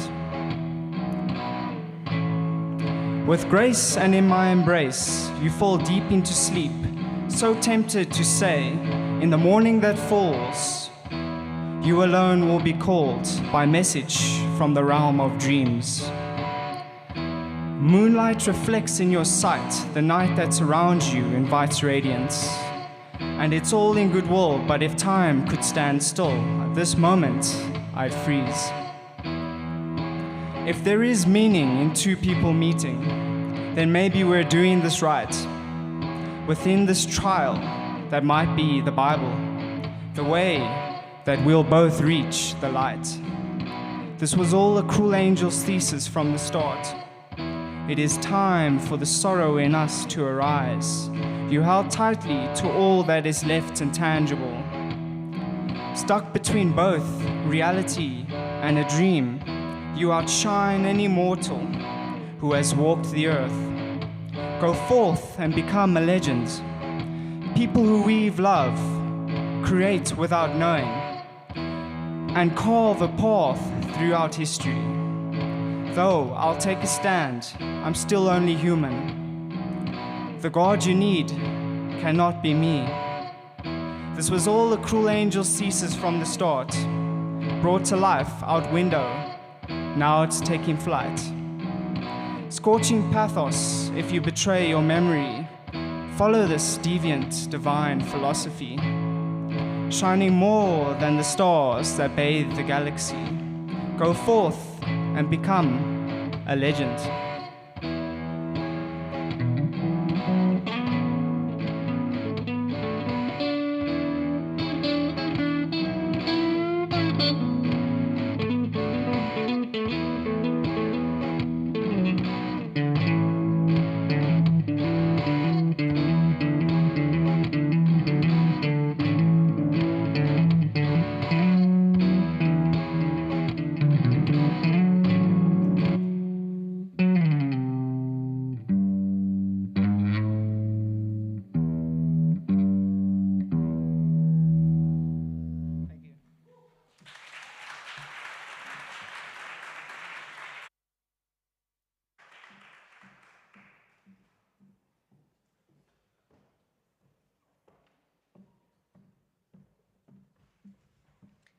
That was sensational. If you found that amazing, a round of applause, please. Thank you so much, Dylan. Thank you so much. Now, ladies and gentlemen, Dr. Sebastian Yam will grace us with his presence on the stage. But before he comes and speaks about importance of belonging to a postgraduate community, kindly please allow me to read his biography. Dr. Yong Sebastian Yam is an agricultural economist and disaster risk management specialist. His research is focused on designing decision support tools in the form of models that can assist decision makers to evaluate the impact of different scenarios or policies in an uncertain global future. Using systems thinking tools and system dynamics modeling, he has engaged stakeholders at different levels in a participatory approach to develop formal system-based models to achieve sustainability outcomes. His focus is to create a nexus between water, land, and food systems as they relate to sustainable development. He is equally focused on understanding how communities can build resilience to different hazards using holistic disaster risk assessment tools. Young is a consultant at the World Bank, where he works in the urban disaster risk management, resilience, and land global practice. His work focuses on urban resilience projects, especially urban food systems and disaster risk assessment in Eastern and Southern African countries. Young is also a researcher in the Disaster Management Training and Education Center for Africa, DIM Tech, at the University of the Free State in South Africa. Young holds a PhD in disaster management at the University of the Free State, a master's in agricultural economics at the same institution, and a bachelor's degree in economics at the University of Biu, Cameroon. Ladies and gentlemen, a warm welcome to Dr. Yong Sebastian Yam.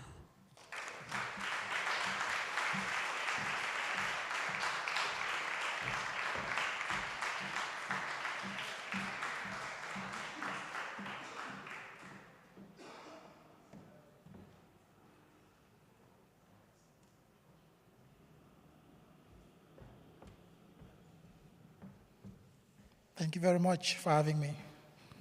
When they were reading my biography, I was blushing. I didn't know they were talking about me. When they invited me to come and speak to postgraduate students today, to share my experiences as a postgraduate student, to also advise postgraduate students on how to actually build strong postgraduate communities and build strong networks. So this afternoon, I'm going to actually share my journey a little bit as an agricultural economist, as a disaster manager. I came to South Africa in 2015. I came in one suitcase, and in that suitcase, I had a few clothes. I came with no cell phone, no laptop, but that bag was full with dreams and ambitions. And after 2 years of studying here, I wanted to be the best student, so I put in the effort, studied. I used some of the resources that were at my disposal, like the postgraduate school, some of the workshops that are there, I made use of them. But one thing I did not realize was I needed to build a stronger community beyond the university. I was the best student, passed well with a master's degree, but I didn't realize that beyond having a qualification, that you needed more. So there I was with my qualification, and 2017, I applied for almost everything, PhD opportunities, jobs, and all I got were, as I always say very nicely, we are sorry to inform you. And they actually informed me, like, I got over 12 to 15 rejections that year alone. I didn't realize that beyond my good academic record, that I needed to have a good CV. I needed, as a researcher, to have a good research background.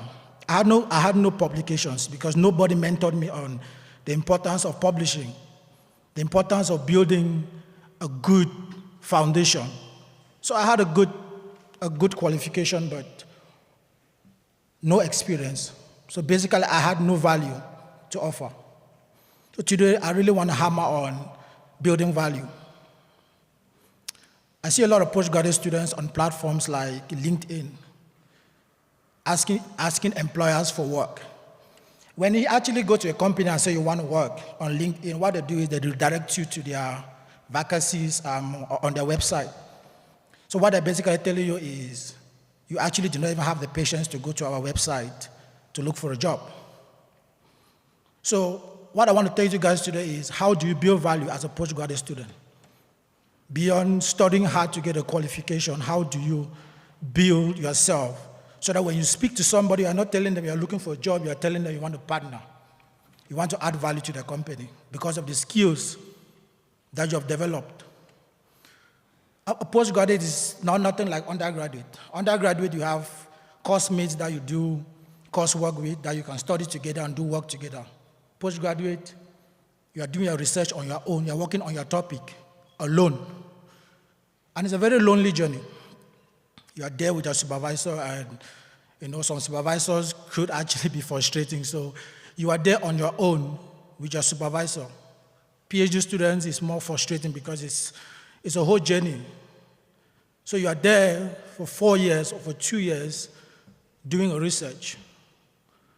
For PhDs, you are excited that when you finish, they'll call you a doctor. But beyond a doctor, what do you have to offer? So you have to learn quickly that you need to go look beyond just reading your research and writing papers. You need to look to build a community. Like on LinkedIn, I think I spend almost 6 to 7 hours a day on LinkedIn, building a community, building networks, reaching out to people. And I also expect every postgraduate student in here to have a ResearchGate account. ResearchGate is a community for researchers. If you don't have a ResearchGate account, then I'm not sure that you are ready for the postgraduate journey. Go on there, create an account, reach out to researchers. During my PhD, the methodology that I was using, my supervisors were not versed with the method. So I had to look for somebody that actually knew how to use the method. I went on ResearchGate, and when you are doing your research, you read papers that are interesting to you. You can actually reach out to some of those researchers, and ResearchGate is one of the best platforms that you can reach out to researchers directly. Build platforms.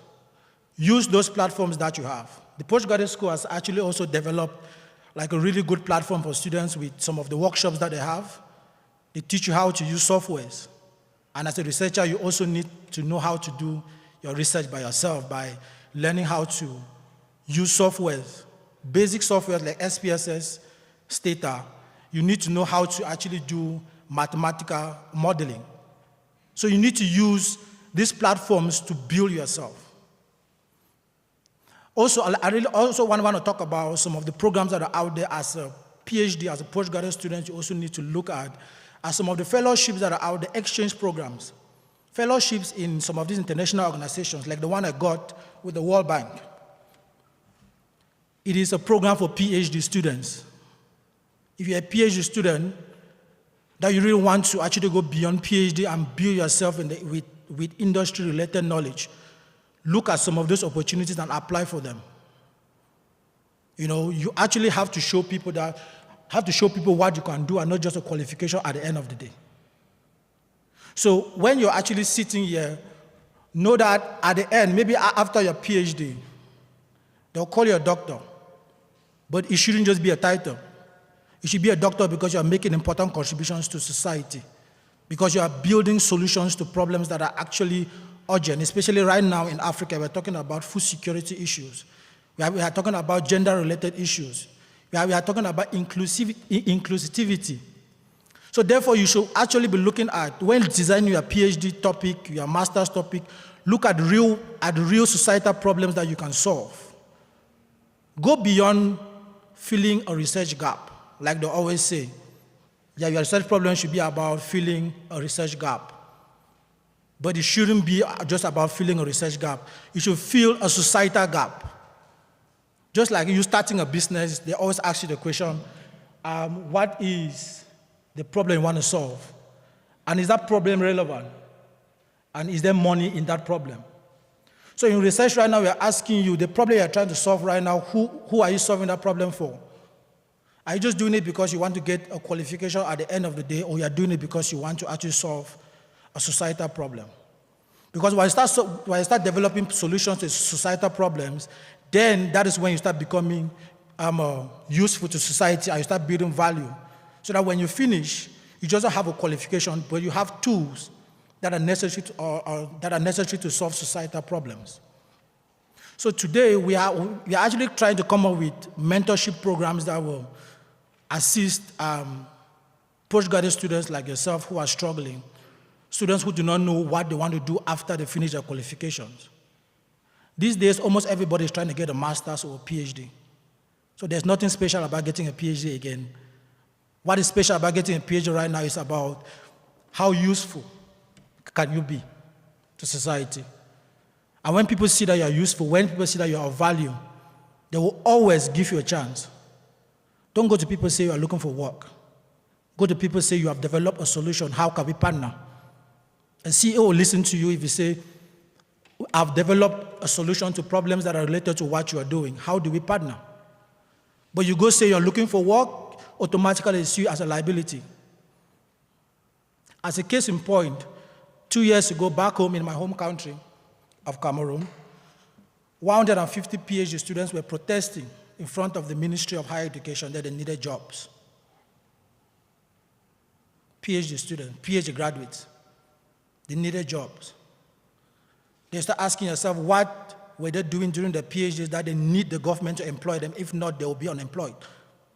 That is a question that you have to start asking yourself. If the government doesn't give you work, if a company doesn't give you work, can you use your research to develop work for yourself? Today, through my research, I'm a consultant for the World Bank.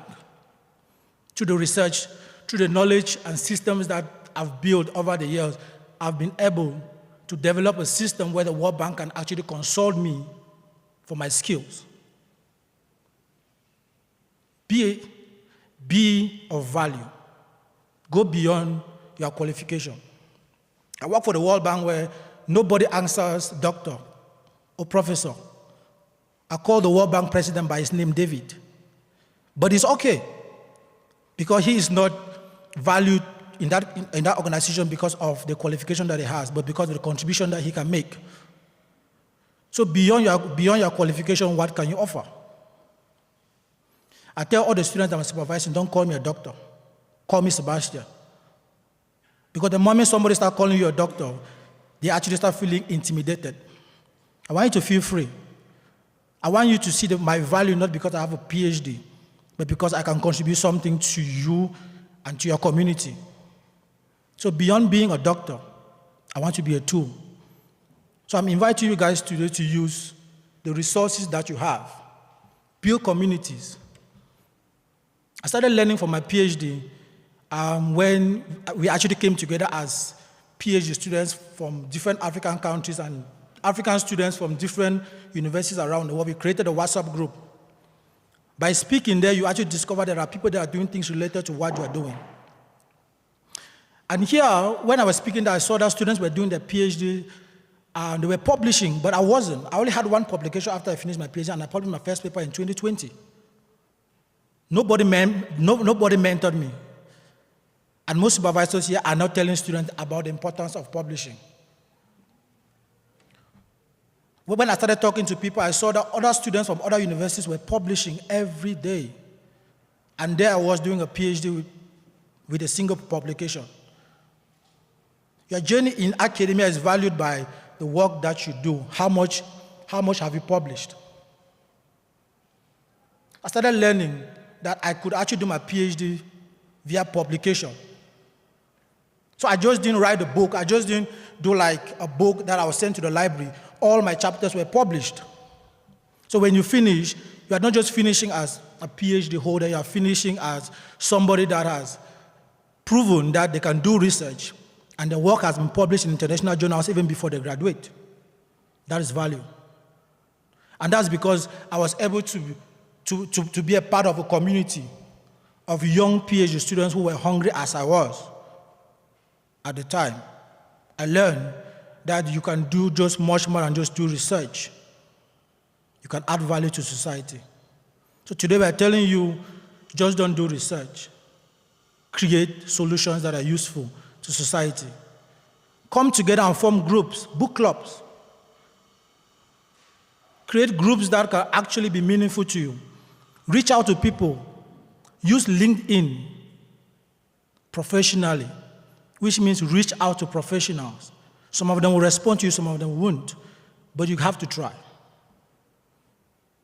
If you follow me on LinkedIn, then you actually see I post opportunities, I share opportunities there every day. So nobody can sit there and say there are no opportunities, there are. You just don't know how to look for them. You have to build the right communities. At the end of the day, they say your network is a net worth, which means the people that you interact with, the people that you deal with on a daily basis will determine where you go from here after your postgraduate degree. We are always available to assist. Like myself, I'm making myself available to mentor. I'm going back home now to mentor, to tell students that they can be much more. The educational system is telling us to do things in a particular way. But we are saying that we can break that cycle and do things in our own way.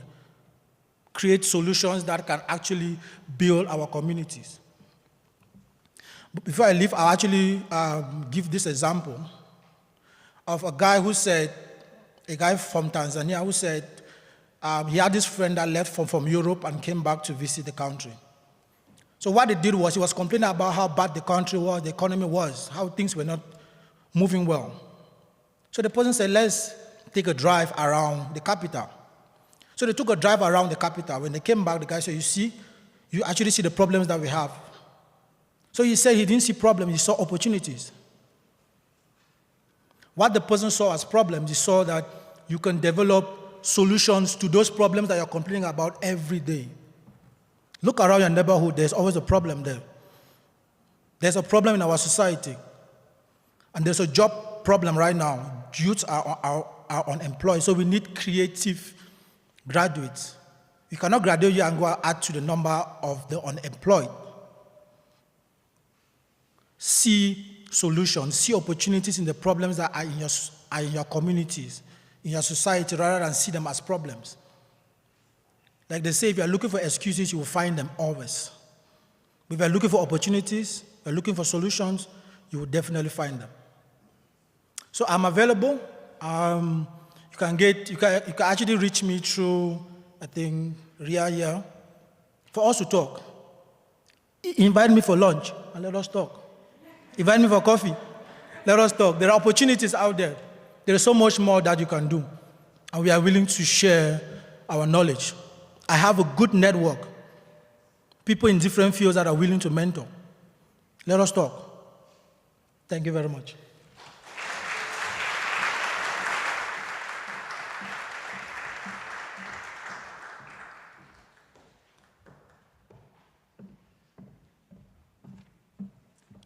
Thank you very much, Dr. Sebastian. That was very fruitful, informative, and inspiring. Thank you once more again. A round of applause again, please. Because we genuinely appreciate your presence, we would love to give you a gift for Dr. Sebastian. Thank you so much. Once more again, ladies and gentlemen, social media pages. If you are in Instagram at UFSPGS, if you're at Facebook, Postgraduate School UFS, you use the hashtag Postgraduate Welcoming 2022. Now we're going to move on to the next item. We are going to welcome Dr. Pamela Makade. Dr. Makade is the Chief Officer for Academic Writing at the Center for Graduate Support. She will talk about the academic writing support offered to postgraduates by the department. Dr. Pamela, please grace us with your presence on the stage.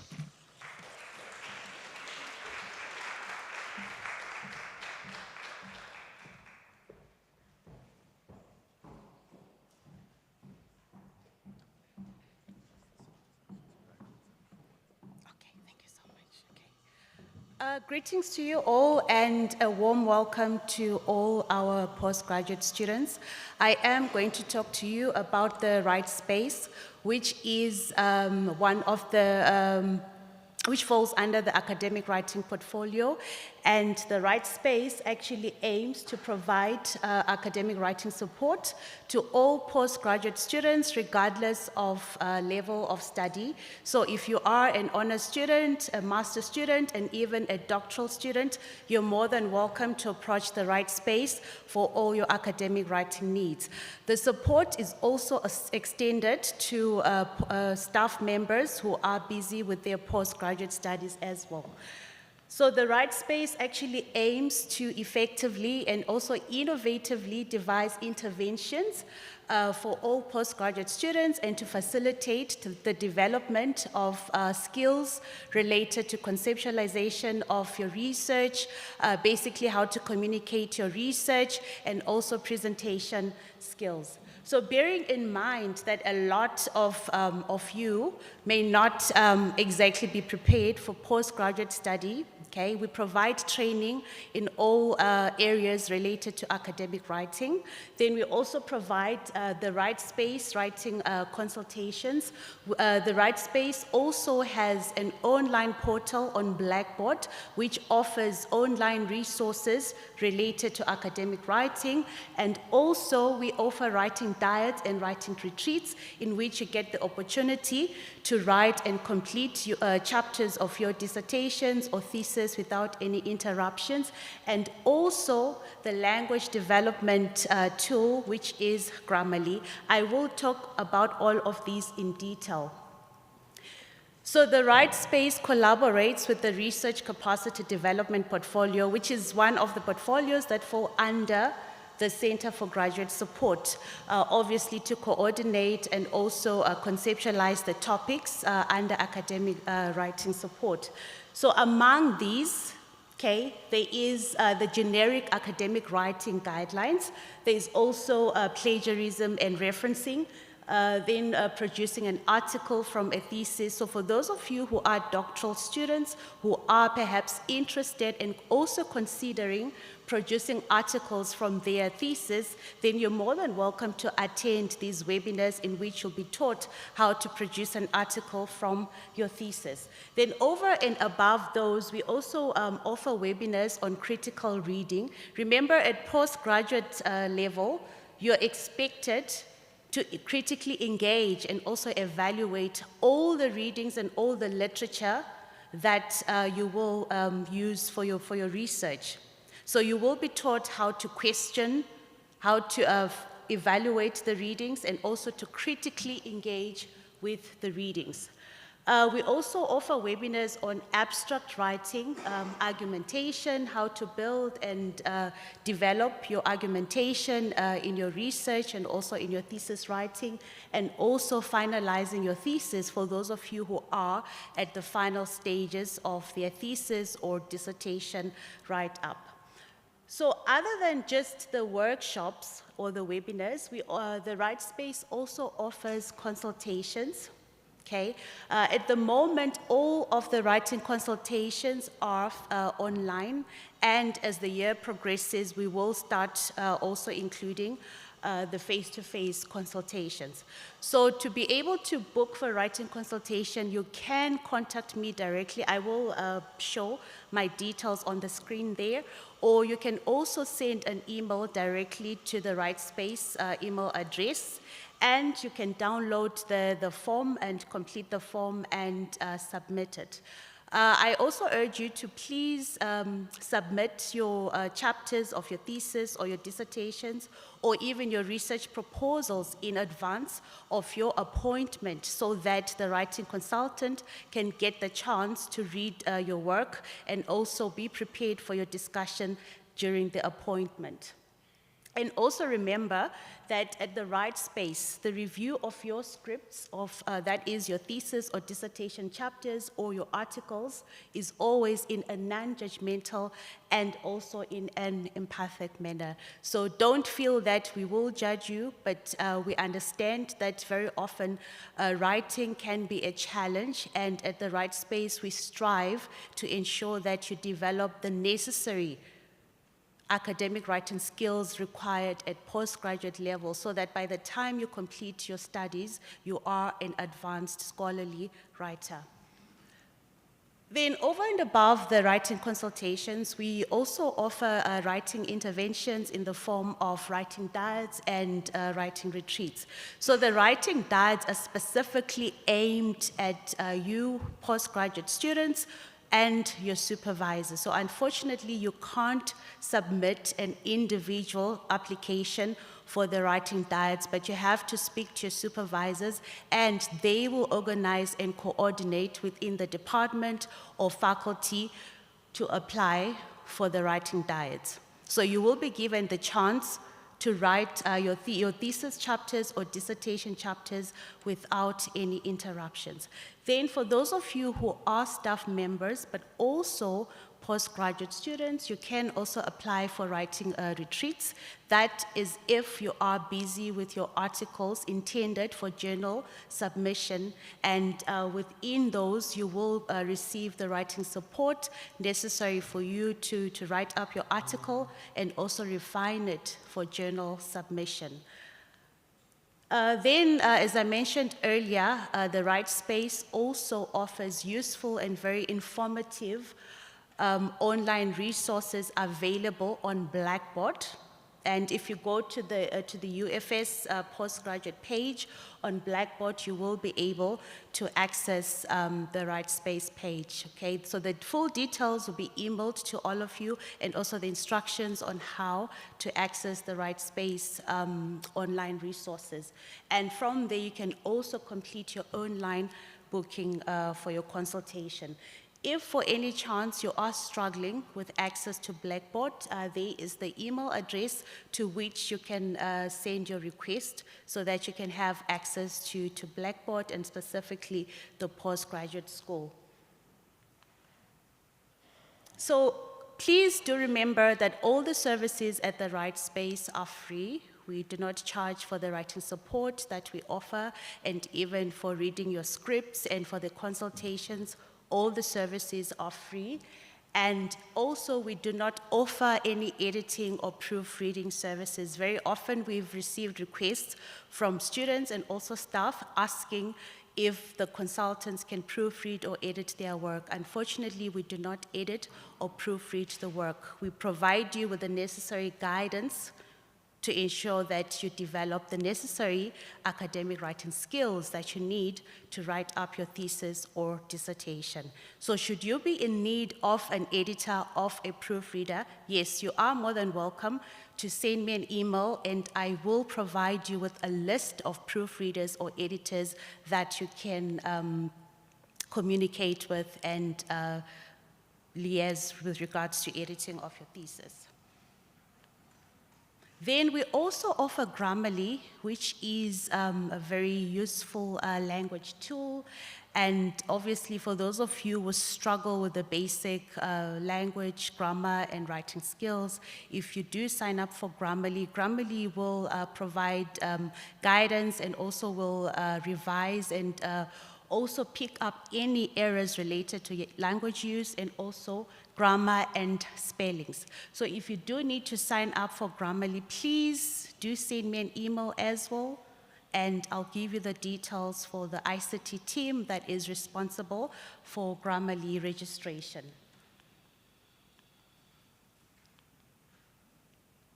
So, okay, so there are the details for the Grammarly email address, and at the bottom also are the links to the videos on how to use Grammarly. Okay, with that, I thank you all, colleagues, and I wish you all a very good year ahead of you. I'm just going to go back the slides so that you can see the contact details for the right space and also for the online booking form and also my email address as well. Okay, thank you.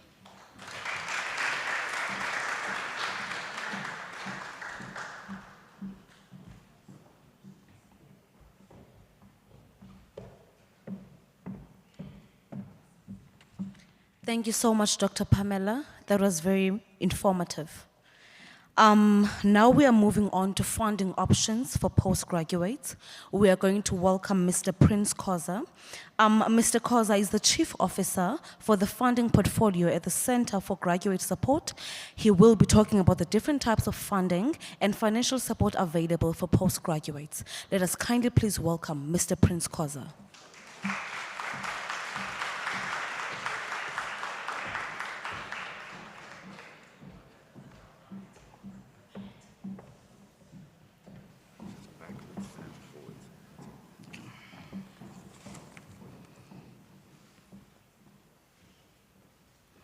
Good afternoon, ladies and gentlemen. Welcome. So, my name is Prince Khoza, as mentioned. So, I will just give you more info on the funding options that we have for postgrad students. So, my office deals with funding, as it is on the screen. So, we handle the UFS tuition fee funding and the NRF, and we do have faculties that offer funding to students. So by UFS, I mean that the university offers funding for students because the university does care for postgraduate students. So the university does offer funding for postgrad diploma students, for honors, masters, and PhDs. So I will give you more info on that in the next slides.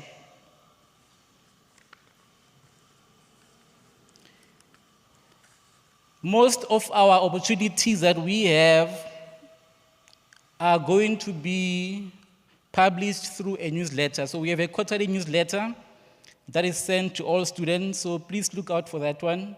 It will have all the funding opportunities also. We also use the UFS for Life email addresses. So I plead with you postgrad students, please make use of your UFS for Life email accounts, because we will not be sending emails to your personal email addresses, but will always communicate through the university's official emails. So please take note of that.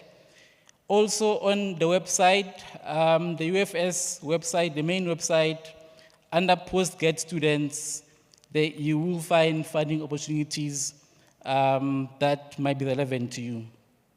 But for today, please allow me to touch on these two main funding sources. That is the NRF and the university's own funding. First, I will speak on the NRF. The NRF offers funding for honors, masters, and PhDs. And I have indicated there the opening dates. As you can see, it's the 1st of April, which means next month, the NRF will be opening applications for 2023, not for this year. So for this year, applications closed last year. So if you are going to need funding for your honors, your masters, your PhD, please make sure you look out for a call when it goes out next month. I have also indicated the closing dates. For example, for honor students, you'll have to apply from next month until October. So please stick to those dates. Those are UFS dates. So each university has their own application dates. What's also important to note is that we are going to have sessions or webinars for NRF where we are going to explain to you how to go about applying and give you all the guidelines. So please, if you see a call to attend the webinar about the NRF funding, please do attend. It will really help you in submitting your application on time. The next slide, I thought I should just mention what the NRF offers in terms of allowances. For example, for honors student, you might get up to 144,000. That's a lot of money, which will go a long way in assisting you in your studies.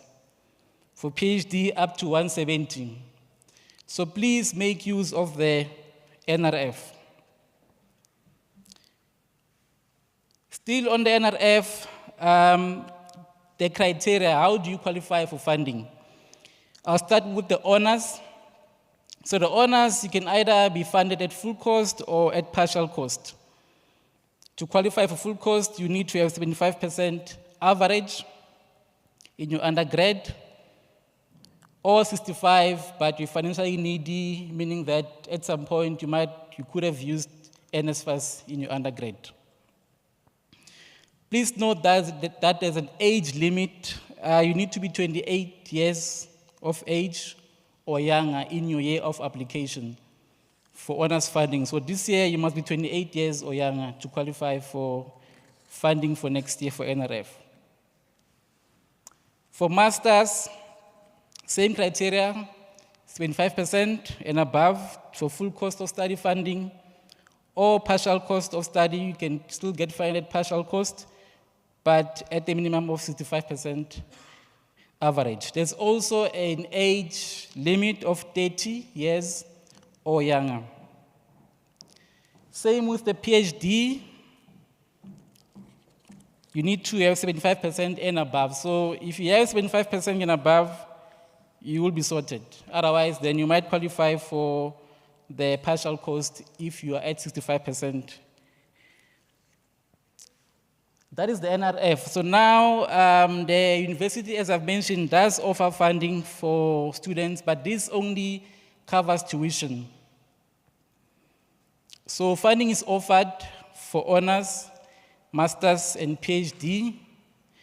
And because the university wants to advance its vision of being research-led, this year we are piloting funding for postgraduate diploma students. So we are funding postgraduate diploma students, and we are also funding structured master students.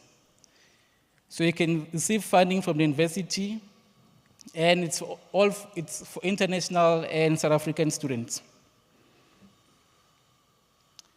How do you qualify? For honors and postgrad diploma, it's 65% average and above. You also must have completed your undergrad, a degree within the minimum prescribed period, and you must be full-time registered. So this funding is usually catered for those who don't have any other funding, so that we can assist you guys to complete your studies. PhD and masters, as I've mentioned, we fund first and second year research master students. We fund first and second year structured master students. For PhD is from first year to third year, and all students are eligible, whether South African or international. So you might have seen that I've only touched on those two, the NRF and the UFS. That does not mean that those are the only opportunities we have. Those are the only ones that are within our control. But we do have external funding opportunities that we advertise on the website, as I've mentioned. So please take time just to go to our website and see what opportunities are there for you. Lastly, there is our contact details for the funding office. My colleague, Mr. Ramudzori, is also there to assist you guys. So if you need anything, if you have any funding challenges, even if you don't have funding for you now, but please let us know how we can assist so that you can complete your studies successfully. Thank you so much.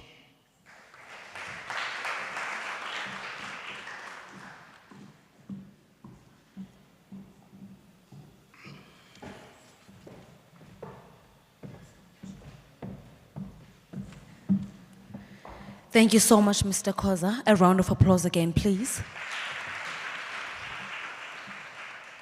Ladies and gentlemen, every conversation, every speaker has been nothing but inspiring and sensational. Thank you so much also for your undivided attention. And now serves as a break purpose. Kindly please, you can go to the stalls at the back there, next to the entrance, whereby you can interact with the departments. You will be given 15 minutes for interaction, and then after 15 minutes, kindly please come back to the venue for refreshments purposes, and also you can witness the performance of the Bloomfontaine Choir. Just go to the stalls near the entrance to interact with each department you would love, and also after 15 minutes, will you please come to the venue for refreshment purposes and the choir. Thank you.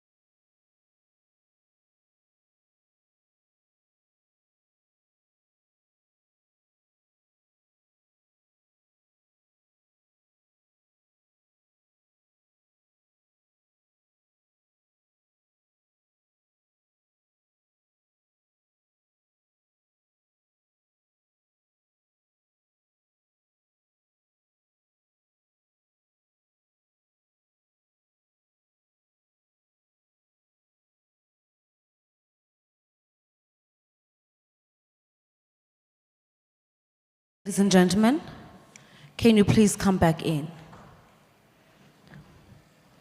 Please bless us with your presence once more again.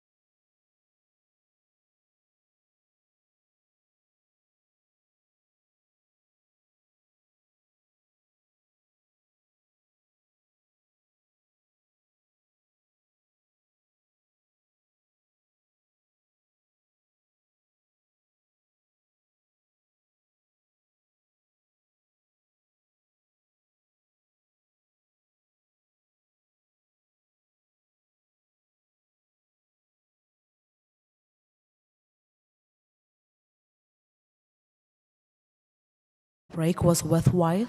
Now I would love you to give me your undivided attention as I'm about to excite your ears. The Bloomfontaine Choir is about to bless our ears under the direction of Mrs. Sibongile Mngoma. A round of applause for the Bloomfontaine Choir.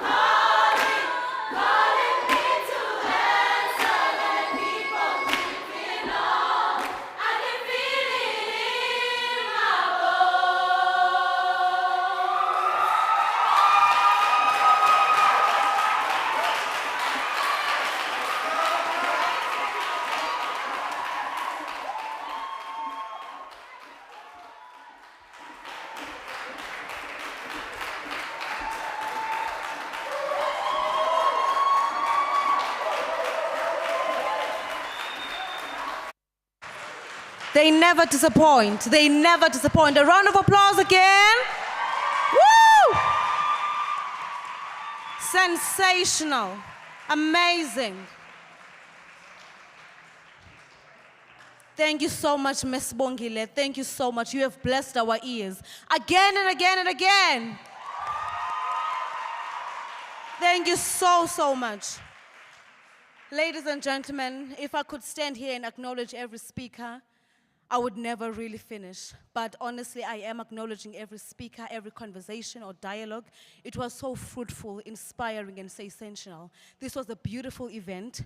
It simply means that you do belong, as I've said in the beginning. You are a part of this university. You are a part of this campus. You're an important part of this community. From me as Yibanat Maginana, I want to thank the Postgraduate School for the opportunity to MC at this prestigious event. The Arts and Culture Office for providing opportunities for students to develop talents while studying. I will also want to apologize for any shortcomings and errors as well, especially titles. I'm very sorry. Ladies and gentlemen, thank you so much for having me as your MC. I want you to enjoy the rest of the day and have a beautiful academic year. But before you depart the venue, I would like to speak on campus tours by the Postgraduate Student Council. You have been given cards, I do believe, as you came in here. The cards are green, yellow, and blue. Is that right, Ria? Green, yellow, and red, and purple. Green, yellow, and purple. We also have tour guides that will be assigned at certain doors. If you are holding a green card, please go to the green tour guide. If you are holding a yellow card, please go to the yellow tour guide. If you are holding a red card, purple card, please go to the purple tour guide. Your tour guides will also lead you to refreshments. There are refreshments that are served at the refreshment stalls. Ladies and gentlemen, thank you once more again. Thank you very much.